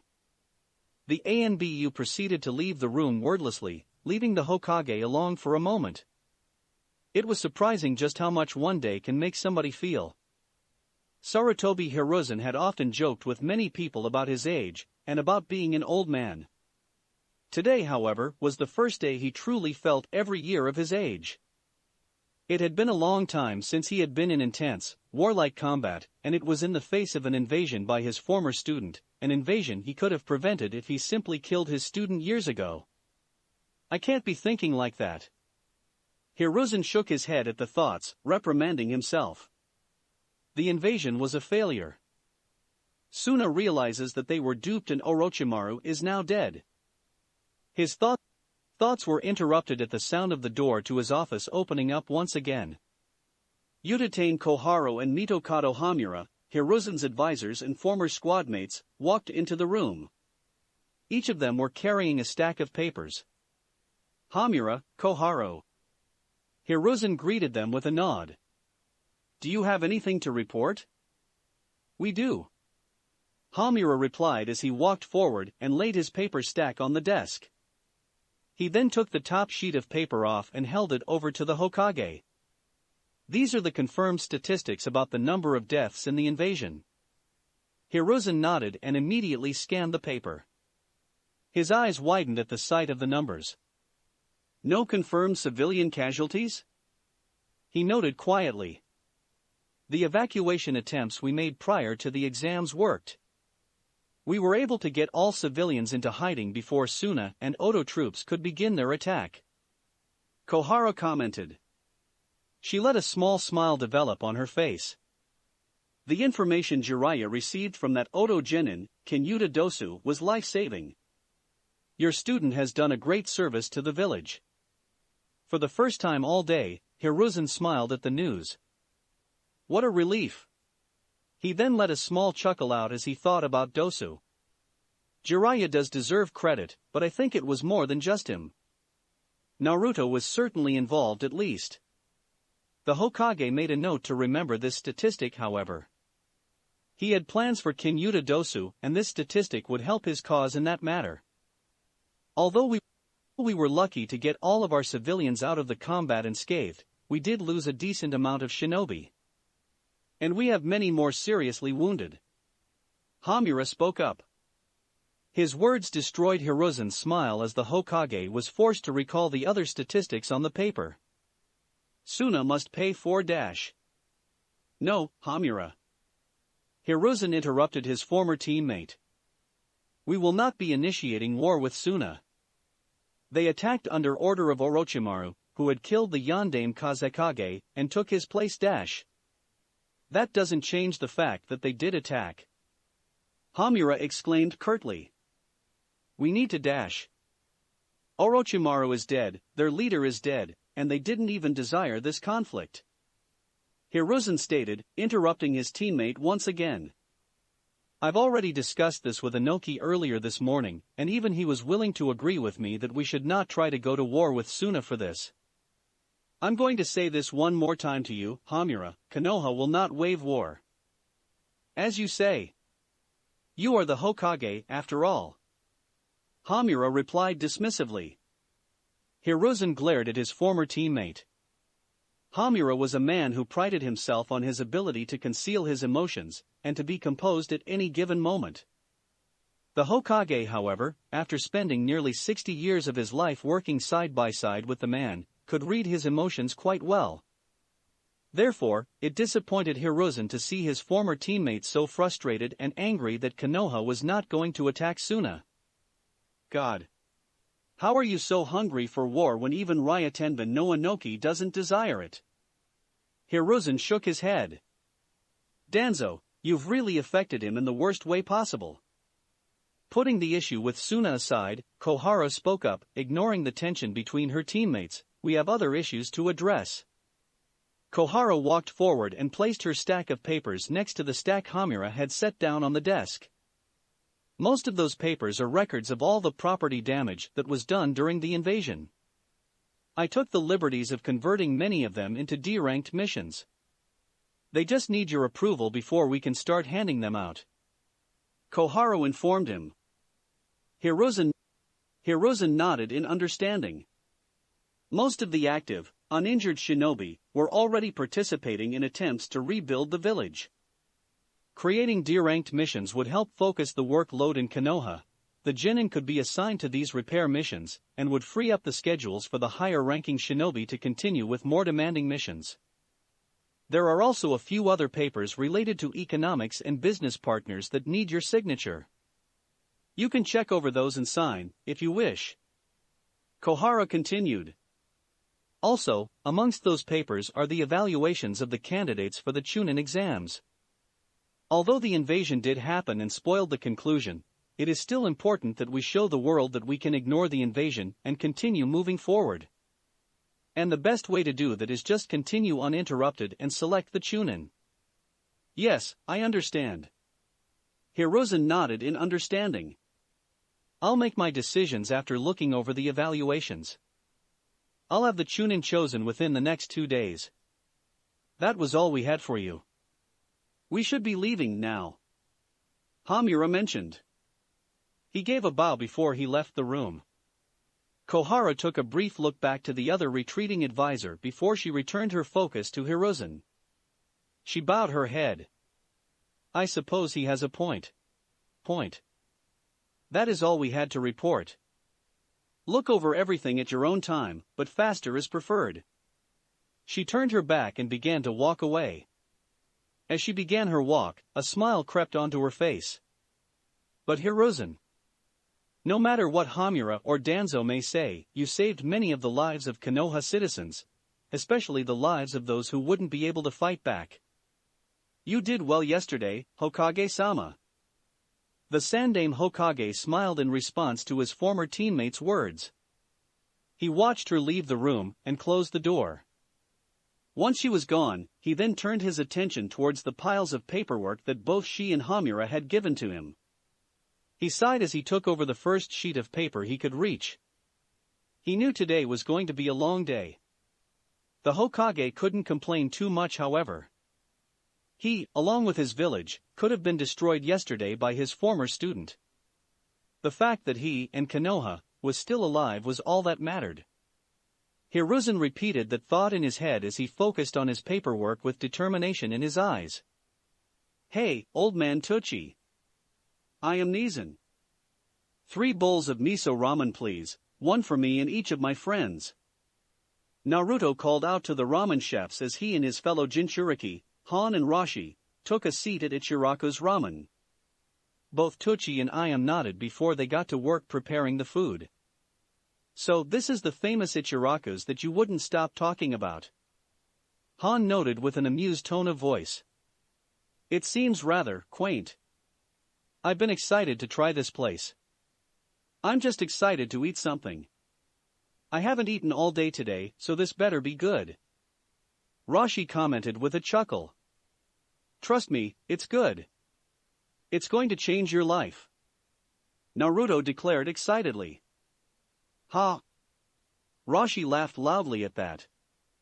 I'll take your word on that, kid. My life has been pretty boring these past 60-something years, and needs a good change. Naruto and Han laughed in response to Rashi's joke. The three then continued to chat about random topics. Rashi told Naruto a few of his experiences as a shinobi, and about his own life in IWA. Naruto, in return, answered every question Rashi asked about himself. Han mostly sat back and let his fellow Jinchuriki talk, occasionally commenting when he had something to add to the conversation. Conversation came to a complete halt, however, once Tucci and Ayam brought out the bowls of ramen. The trio accepted their bowls and began eating immediately. Well damn kid! Rashi exclaimed after he took his first bite. He then began to eat his ramen quickly. This right there. This is good shit. Han, unlike his fellow IWA shinobi, did not comment on his food while he was eating. He instead focused on finishing his bowl as fast as he could. Once he was done, he moved his bowl to the side and sighed contently. I must say, this is very good.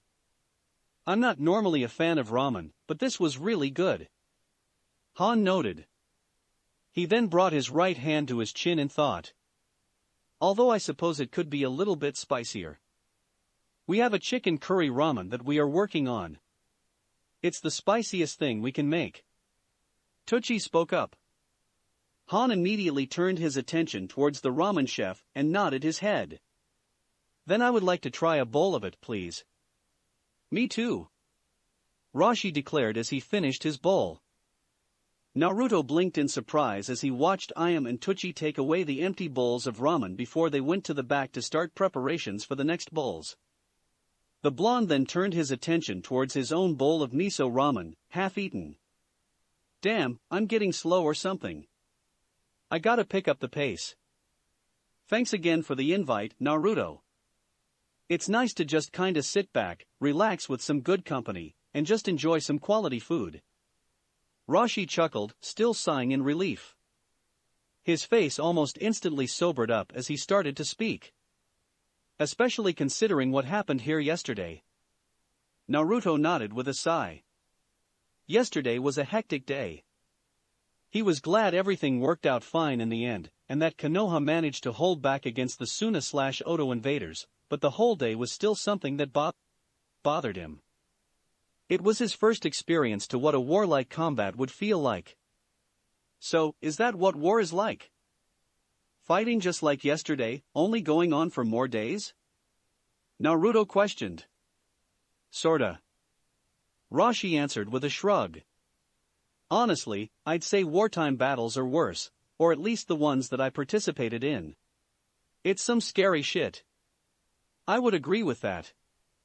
Han mentioned with a sigh.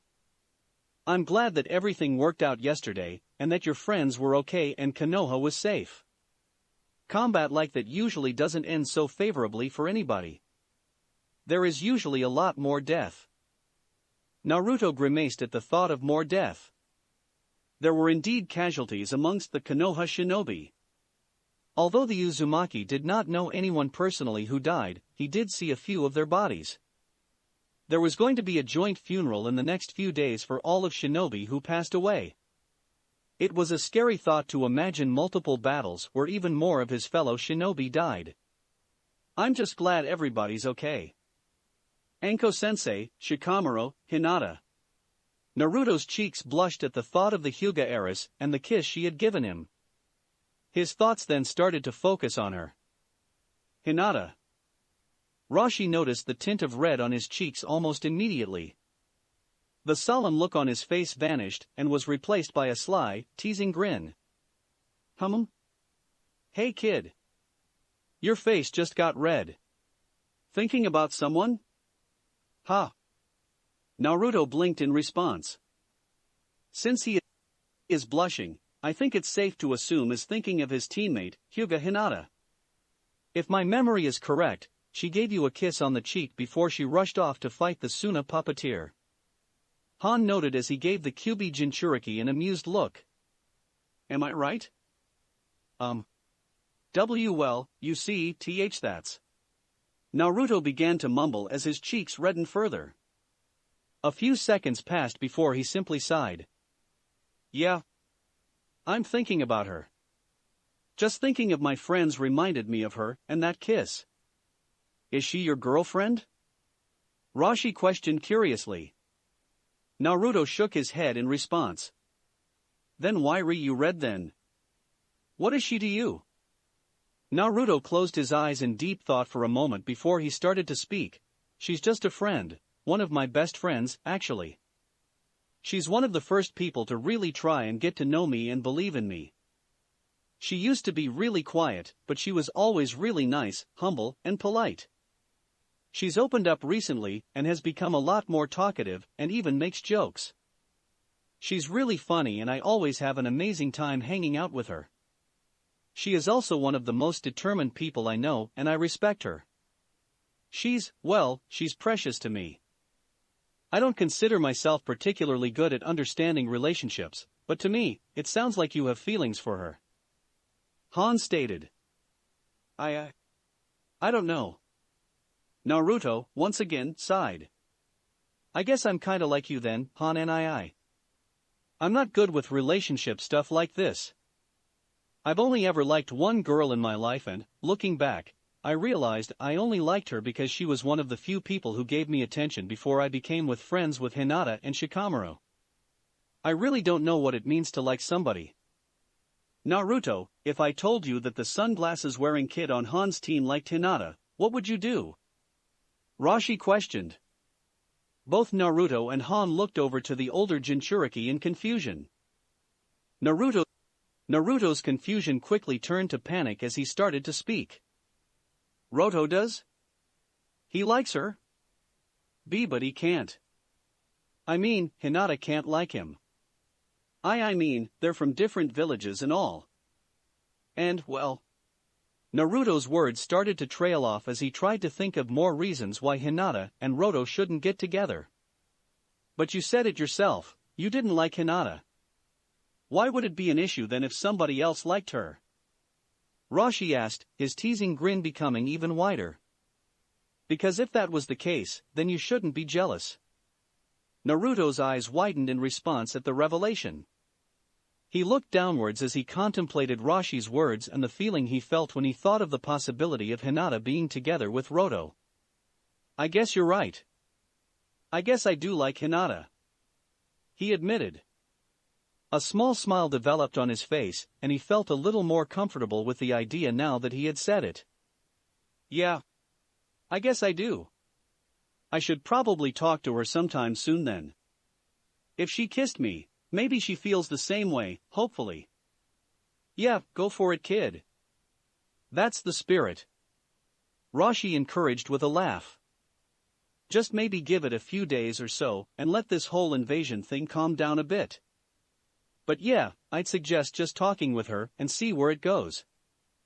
Han chuckled quietly to himself, but nodded to show Naruto that he agreed with the advice of his fellow IWA Jonin. The Uzumaki gave both of them a smile, appreciating them listening to him. He then turned his attention back to the bowl of ramen in front of him. He was about to start eating again when a Konoha ANBU agent approached the restaurant and put his hand on Naruto's shoulder. Uzumaki Naruto, you have been summoned by Hokage-sama. The ANBU requested. Naruto, along with Han and Roshi, looked at the ANBU agent with confusion evident in their eyes. What does the old man want with me? Naruto questioned. He has a request for you to deliver something to someone, along with a message.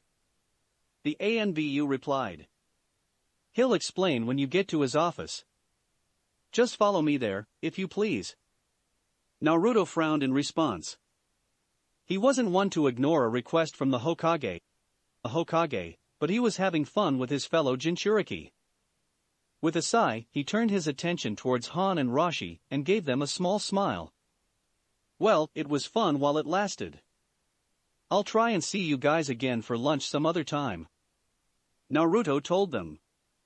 Good luck with whatever you have to do, Naruto. Han bowed his head in response, a gesture that Roshi mimicked. The Uzumaki chuckled as he left the area, leaving the two IWA Jonin alone at Ichiraku's. He's a good kid. And kinda funny. Roshi commented with a chuckle. Don't think I've seen anybody that read since the day Anoki met his wife. Love is a strange thing. I don't pretend to understand it. Han admitted. But whatever makes them happy, I guess. Naruto deserves happiness, after all. Roshi nodded his head in agreement. He opened his mouth to reply to his friend when he noticed Tsuchi come forward, holding 2 bowls of chicken curry ramen. He placed them in front of both IWA Jinchuriki. They both thanked the man and took their first bite. They each had their eyes widen in response. This is the food of the gods. Roshi commented, in a daze. I concur. Han nodded his head dumbly. His eyes were focused solely on his ramen. In just a few seconds, the 2 men slurped down their food and immediately requested seconds. Tsuchi chuckled to himself as he prepared more bowls for them. He assumed that both IWA Jinchuriki, while they were still in Konoha, were going to be a lot of business for him. After his brief meeting with the Sandaime Hokage, Naruto was escorted by an ANBU agent to the Hokage's mansion. The blonde was gripping a Konoha forehead protector in his right hand tightly. He was then brought through a trapdoor in the ground outside of the mansion. The Uzumaki and the ANBU agent went through the door and walked through a cave-like hallway underneath the mansion. At the end of the hallway was a brown door. The ANBU agent stopped walking. This is where he is. When you are finished, report to Hokage-sama about his response. The shinobi stated before he made a hand sign and disappeared in a poof of smoke. With the ANBU gone, Naruto continued to walk forward to the door by himself. He opened it and walked inside the dark, plain room. The only things present in the room were a small, simple bed in the corner and the bandage-wearing genin lying on top of it. The sound of the door opening alerted the occupant of the room, causing him to wake up from his sleep and look towards Naruto with his visible eye. Dosu. It's good to see you again. Naruto smiled at the boy as he walked forward towards him. Dosu blinked in response at the sight of the blonde. He had not spoken with Jiraiya or the Hokage in a few days and, considering that yesterday was supposed to be the day of the invasion, he assumed that Orochimaru must have succeeded. Seeing Naruto, perfectly fine and okay, assured him that the invasion, at the very least, wasn't a total success. It was also a major relief for him to see that the blonde survived and was okay. Naruto. It's great to see you again as well. Dosu stated, smiling behind the bandages over his mouth. You know, I was freaking out these past few weeks about you, wondering where you were, and if you were okay. Naruto admitted with a laugh. My apologies. The former Odo Genin chuckled in response. If it's any consolation, I was worried about your safety yesterday. I'm glad you are all right, Naruto. It's all thanks to you that Konoha's safe, Dosu. The Uzumaki stated. Dosu's visible eye widened in response, urging Naruto to continue speaking. Everything you told the Hokage about the invasion helped him prepare for it. You may have well saved his life and saved the lives of many villagers. Hell, you may have saved my own life. I see that you were informed about everything then. Dosu commented with a sigh, a scowl developing on his face. Naruto now knew about Odo Gekyure's leader and knew precisely what the purpose of the Odo shinobi were during the exams. Do you hate me, Naruto? For being a part of Odo? Ha! Naruto blinked in confusion at the question. He then immediately shook his head rapidly. No. I was surprised to hear everything I learned about Odo. Honestly, I really couldn't imagine you working with a man like him. But you ended up doing the right thing and siding against him and his village. And, again, everything you said managed to save so many lives and ensure that Orochimaru died. Dosu closed his eyes at that statement. Orochimaru is dead.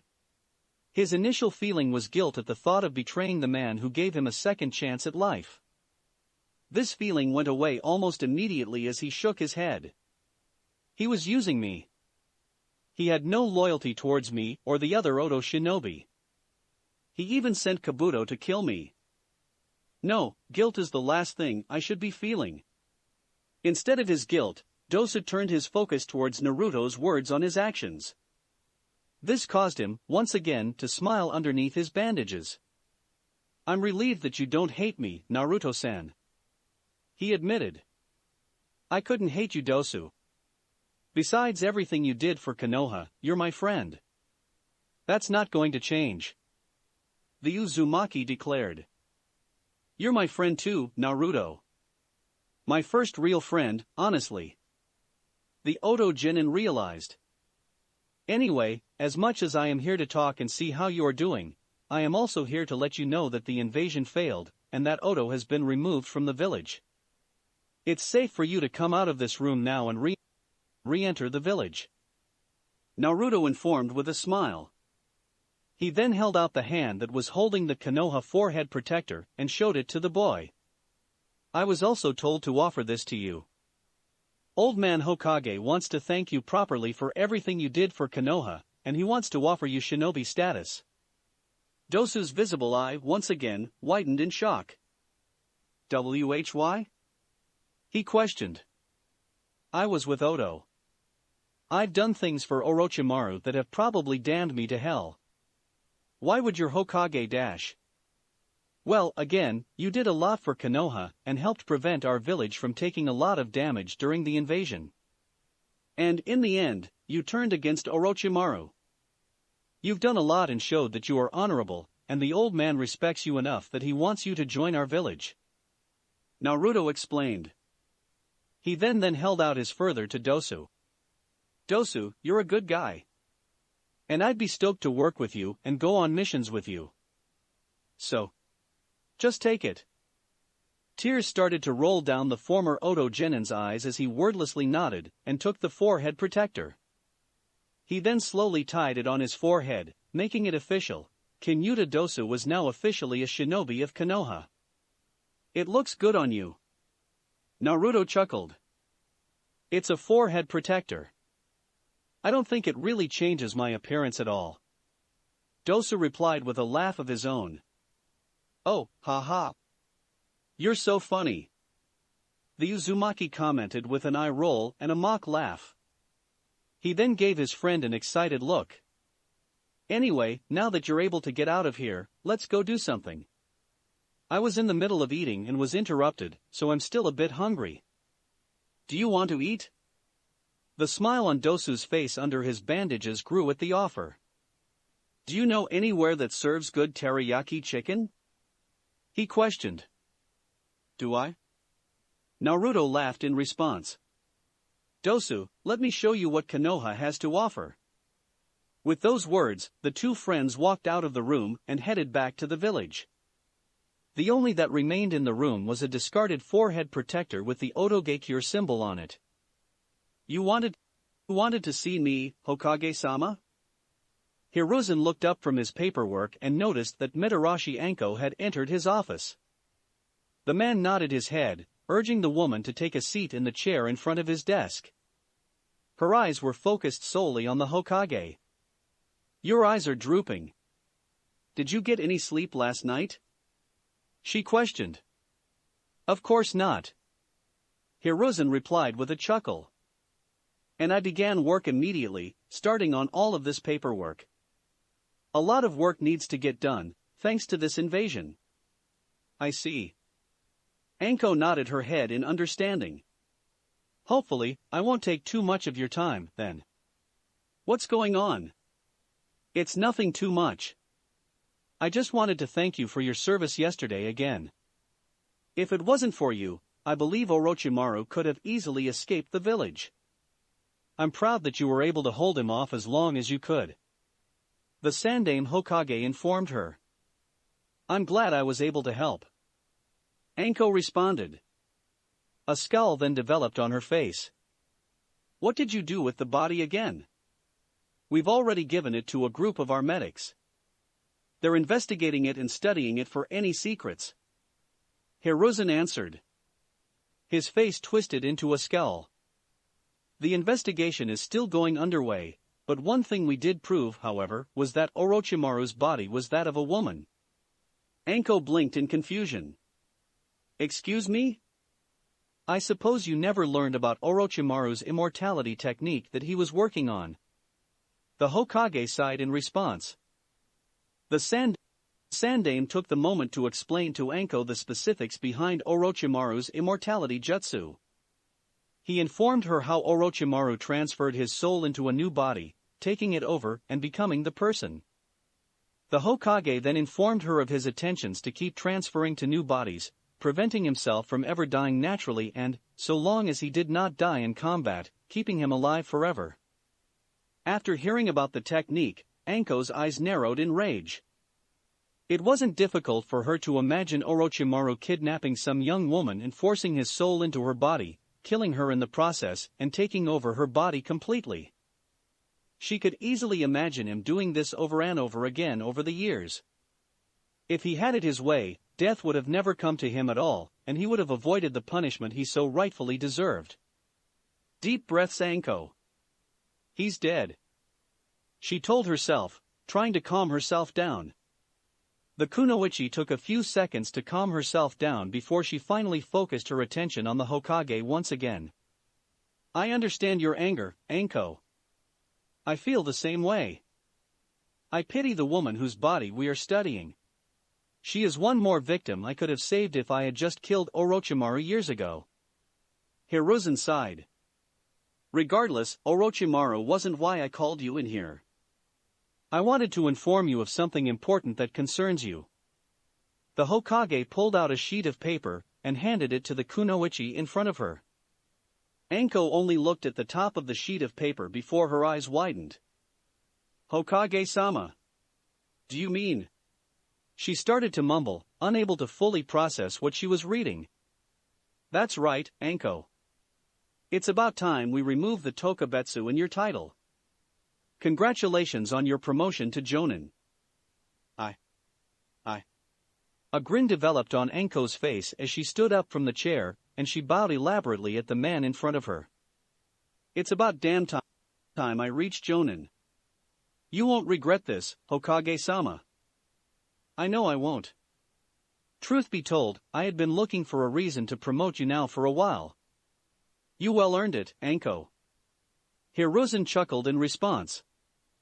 The newly appointed Jonin opened her mouth to say something in response, but she was interrupted as a medic shinobi entered the room, carrying a report in his hands. Hokage-sama, I'm sorry to interrupt. However, I wanted to let you know that the blood sample of the special prisoner has been analyzed. The medic spoke to the Hokage. Hiruzen's eyes focused solely on the man. And the results? Positive. It's just as you suspected. He answered. The Sandame's eyes widened at the information. He then stood up from his own desk and walked towards the door. Forgive me, Anko, but I'm going to cut this meeting short. I'm going to have to visit somebody and see something that I've been suspecting for a while. We can talk a little more and make the arrangements regarding your promotion. Hiruzen informed her. Once again though, congratulations. Hiruzen, along with the medical shinobi, left the Hokage's office. Anko was left alone for a moment. She took a second, staring back and forth between the door to the office and the paper in her hands. Finally, with a shrug, she started to walk towards the door and leave the room. The entire way, her mind was focused on the conversation she had just had with the Sandame. I'm a Jonin, I'm a Jonin, I'm a Jonin, I'm a motherfucking Jonin. She chanted in her mind excitedly. This was something worth celebrating. Anko already had an order of dango placed once she arrived at Dangoya. I knew you'd come eventually. Hiruzen gave no reply as he walked inside the prison cell. He then continued to walk until he was face to face with the prisoner inside, Taiyua. The former member of the Sound Four was currently lying on a small bed in the room. A seal was placed on her arm that prevented her from accessing any of her chakra, and kept her from trying to break out of the room. I'm sorry this meeting took so long. It's been rather busy since the invasion. Hiruzen replied with a neutral tone of voice. PSH. Yeah. Busy. I get it. Taiyua rolled her eyes. Well, you're here now. Let's just get this over, you old piece of shit. Her hands then went to the bottom of her shirt, and she started to lift it up. Just know that I won't fucking forget this. I'll get my revenge for this somehow. Hiruzen blinked in response to her actions, and blushed slightly. The woman in front of him had now taken off her top. Her hands were then going for her bra. Finally, Hiruzen gained control of his rational mind, and he looked at her in confusion. What exactly are you doing? He questioned. What am I doing? I'm doing exactly what you spared me for. Taiyua spat out. She ignored him and removed her bra, leaving her completely topless. You fought all four of us, and conveniently the one you decide to spare and leave alive is the only kunoichi? And Orochimaru made it very clear that you were a pervert. Your intentions are laughably unsubtle. Fucking perverted old man. The woman hissed. Having said that, I do want to live, so I'll accept your perverted stipulations. But mark my words, I don't know how, but I'll make you pay for this. I'll make you fucking dash. I am not a pervert, and I am not somebody who would ever force a prisoner into sex. I don't know what man Orochimaru told you I was, but I am not him. Now, put on your clothes. Now. Hiruzen ordered with a scowl on his face, unconsciously releasing some of his killing intent. Her accusations insulted him, and he wasn't going to let them slide by. His words, along with the killing intent, shocked Taiyua. The former Sound Four member stared at him in fright for a moment before she finally regained her composure. Realizing that she was wrong about his intentions, she put her bra and her shirt back on. Now fully clothed once again, she focused her attention solely on glaring at the man. Then why did you spare me? What do you want from me? Taiyua questioned with a bitter chuckle. I heard you killed Orochimaru from one of the prison guards. What information could I possibly have that you'd find valuable? There is plenty of information you could give. Information that I will indeed find out. Hiruzen spoke neutrally in response. But, I must admit, that's not why I spared you. To be completely honest, I wasn't sure why I didn't kill you in battle. It was almost an unconscious decision. The Hokage let a small, humorless chuckle escape his lips. I guess I've seen too many Uzumaki die in my lifetime to personally kill another. Silence filled the entire room. Taiyuya's face became blank for a few seconds. Finally, her face hardened into an angry, annoyed expression. So you believe that bullshit stereotype that anybody with red hair is a fucking Uzumaki, huh? God, you really are a dense motherfucker. Some leader you are. She spat out. What about Dash? I realize it's a stereotype, but it's a stereotype for a reason.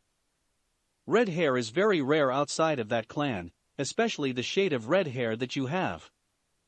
Hiruzen stated, interrupting Taiyuya's angry rant. Besides, I had one of my shinobi do a blood check of you while you were unconscious from our battle, and it confirmed my suspicious, you are an Uzumaki. Uzumaki.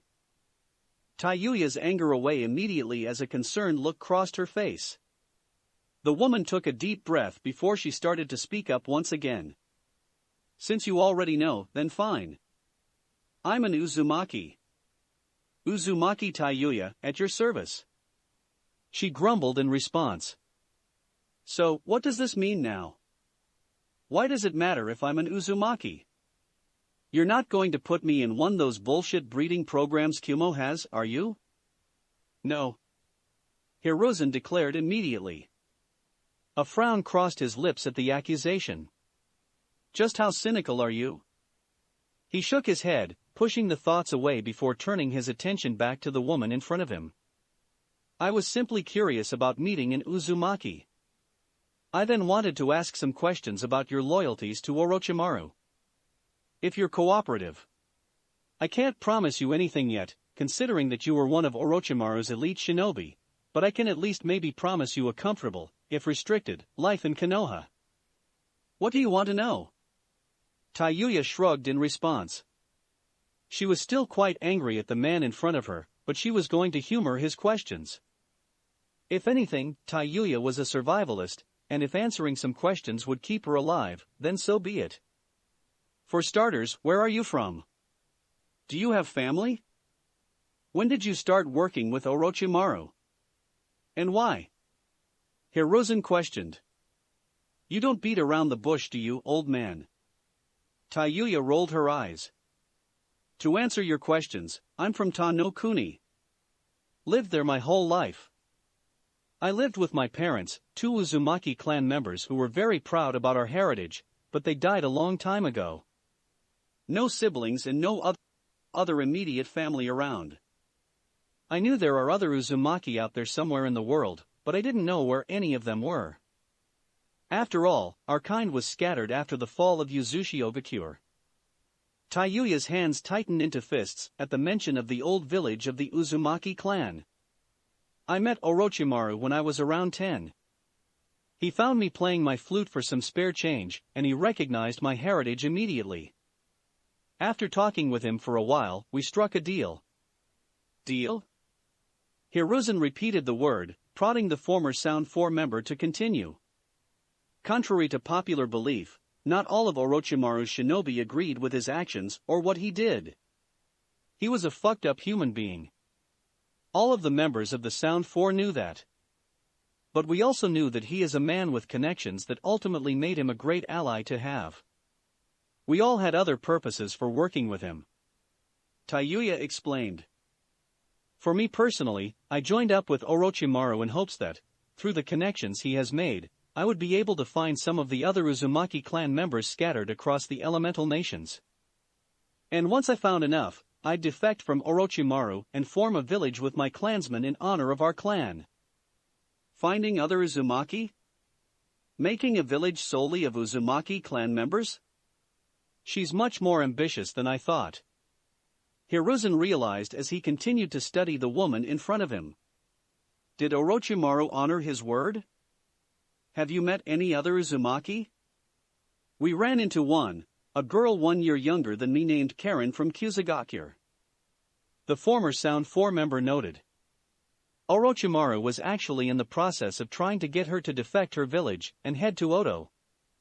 I guess considering he's dead, he can't continue his attempts, and she'll still be in Kusa.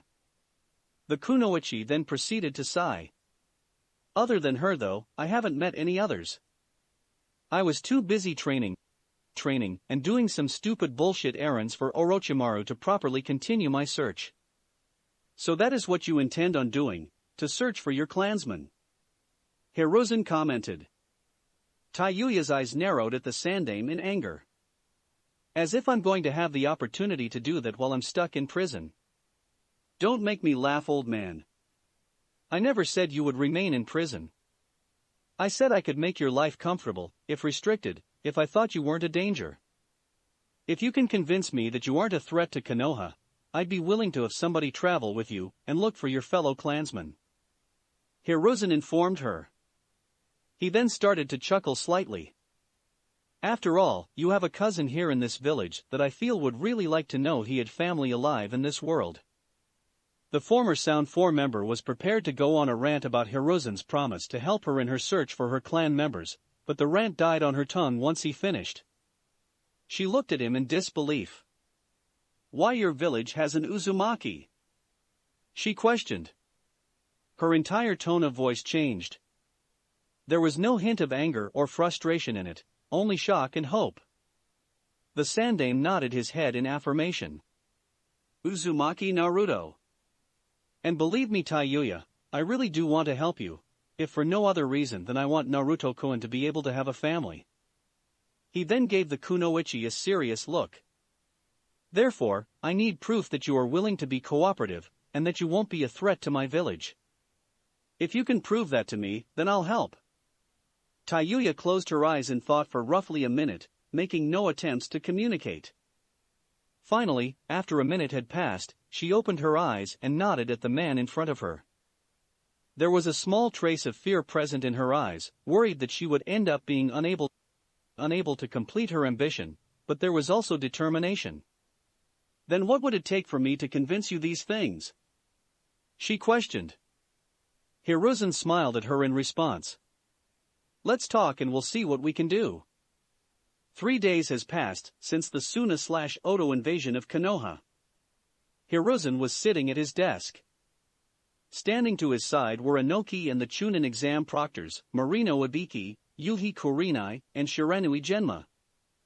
In front of them were 5 of the participants in the exams: Uzumaki Naruto, Nara Shikamaru, Hyuga Hinata, Uchiha Sasuke, and Kuratsuchi.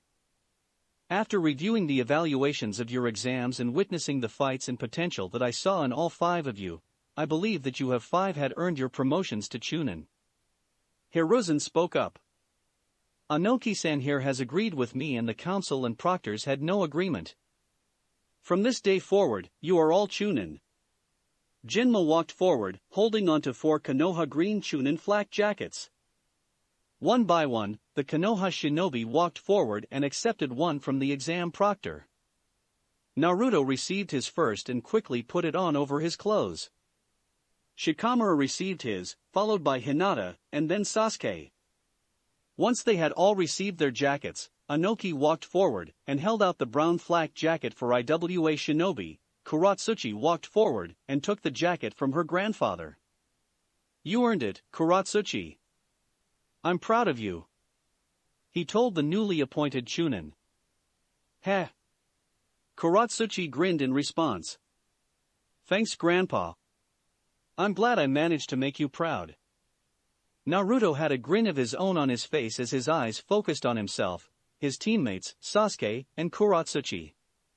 We're Chunin. We've been promoted already. It's just going to end up being more work now. Shikamaru sighed in response. Despite appearing to be indifferent and frustrated, the Nara did have a smirk on his face, showing that he was indeed proud of his work. You need to do more work, lazy ass. Kuratsuchi informed him sharply as she returned to her position next to the other newly appointed Chunin. Her comment caused both Naruto and Hinata to laugh and caused Shikamaru to scowl in response. Even Sasuke was amused by the interaction around him. However, the last Uchiha was focused on his own flak jacket. I'm a Chunin now. I'm getting stronger and stronger. I'm getting closer to you, Itachi. He told himself, allowing a smirk to develop on his face. He could tell that his strength was growing. It was only a matter of time before he would be able to properly fight his brother in battle. That was all I had for you all. You are all dismissed, with the exception of Naruto. Hiruzen stated. The newly appointed Chunin gave a curious look to the Hokage, before they all nodded in understanding. Kuratsuchi, in particular, walked over to the door of the Hokage's office. So, I'm going to go get lunch somewhere. Grandpa's paying. Anybody want to come with? She questioned. Anoki's eyes widened at the declaration. Before he could say anything, however, the people around him started to speak up. I'd love to come. Hinata answered politely. Why not? I got nothing better to do. Shikamaru responded with a chuckle. I'll come. Sasuke commented. He wasn't a person who enjoyed company, but he was hungry. Besides, he was interested in maybe sparring Shikamaru or Kuratsuchi at some point soon, and would want to make arrangements with them. We'll pass, sorry. We've already made plans. Kurenai spoke up for the other Chunin exam proctors. Understood. Kuratsuchi nodded in understanding. She then turned her head towards Naruto and gave him a thumbs up. Head over to that barbecue place downtown when your meeting's over. That's where we'll be at. See you soon, Naruto. With those words, the newly appointed Chunin left the room. They were followed the Chunin exam proctors. Once they were gone, Anoki finally managed to get his ability to speak back. Kuratsuchi, I said I would pay for your lunch today. I never said anything about covering for a whole group. Get back here. He shouted as he left the room quickly. Almost immediately after he left the room, a loud crashing noise could be heard in the hallway, along with a meek whisper of my back. Naruto and Hiruzen both laughed loudly at that. Man, I didn't realize that Tsuchikage was so funny. With everything Kuratsuchi said about him, I thought he was going to be this loud, obnoxious old man. Naruto noted in between his laughs. Yes, Anoki is a lot different than I remembered when I first met him. Regardless, he has always been an interesting character. Hiruzen commented, trying to contain his own laughter. He was, however, failing to do so. A few seconds passed before the two managed to calm down. Once they both were calm, they turned to face each other and prepared for their own meeting. So, what's up, old man? Got anything you wanted to tell me in particular? Naruto questioned innocently and cheerfully. Hiruzen nodded his head. The Hokage seemed tense about the approaching conversation. I do, Naruto-kun. I have news that I was planning on telling you, news that was going to wait until you turned 18, or when you reached the rank of Chunin. Whichever came first. Obviously, you are a Chunin now. Therefore, I believe you are mature enough to know. The Sandaime Hokage's voice started to trail off slightly. Know about what? Naruto questioned with a frown on his face. Hiruzen remained quiet for a few moments. He had been preparing for this conversation for years, planning exactly how it was going to go and what he would say. All of the explanations he had planned were, ultimately, escaping him now that he was finally in the moment.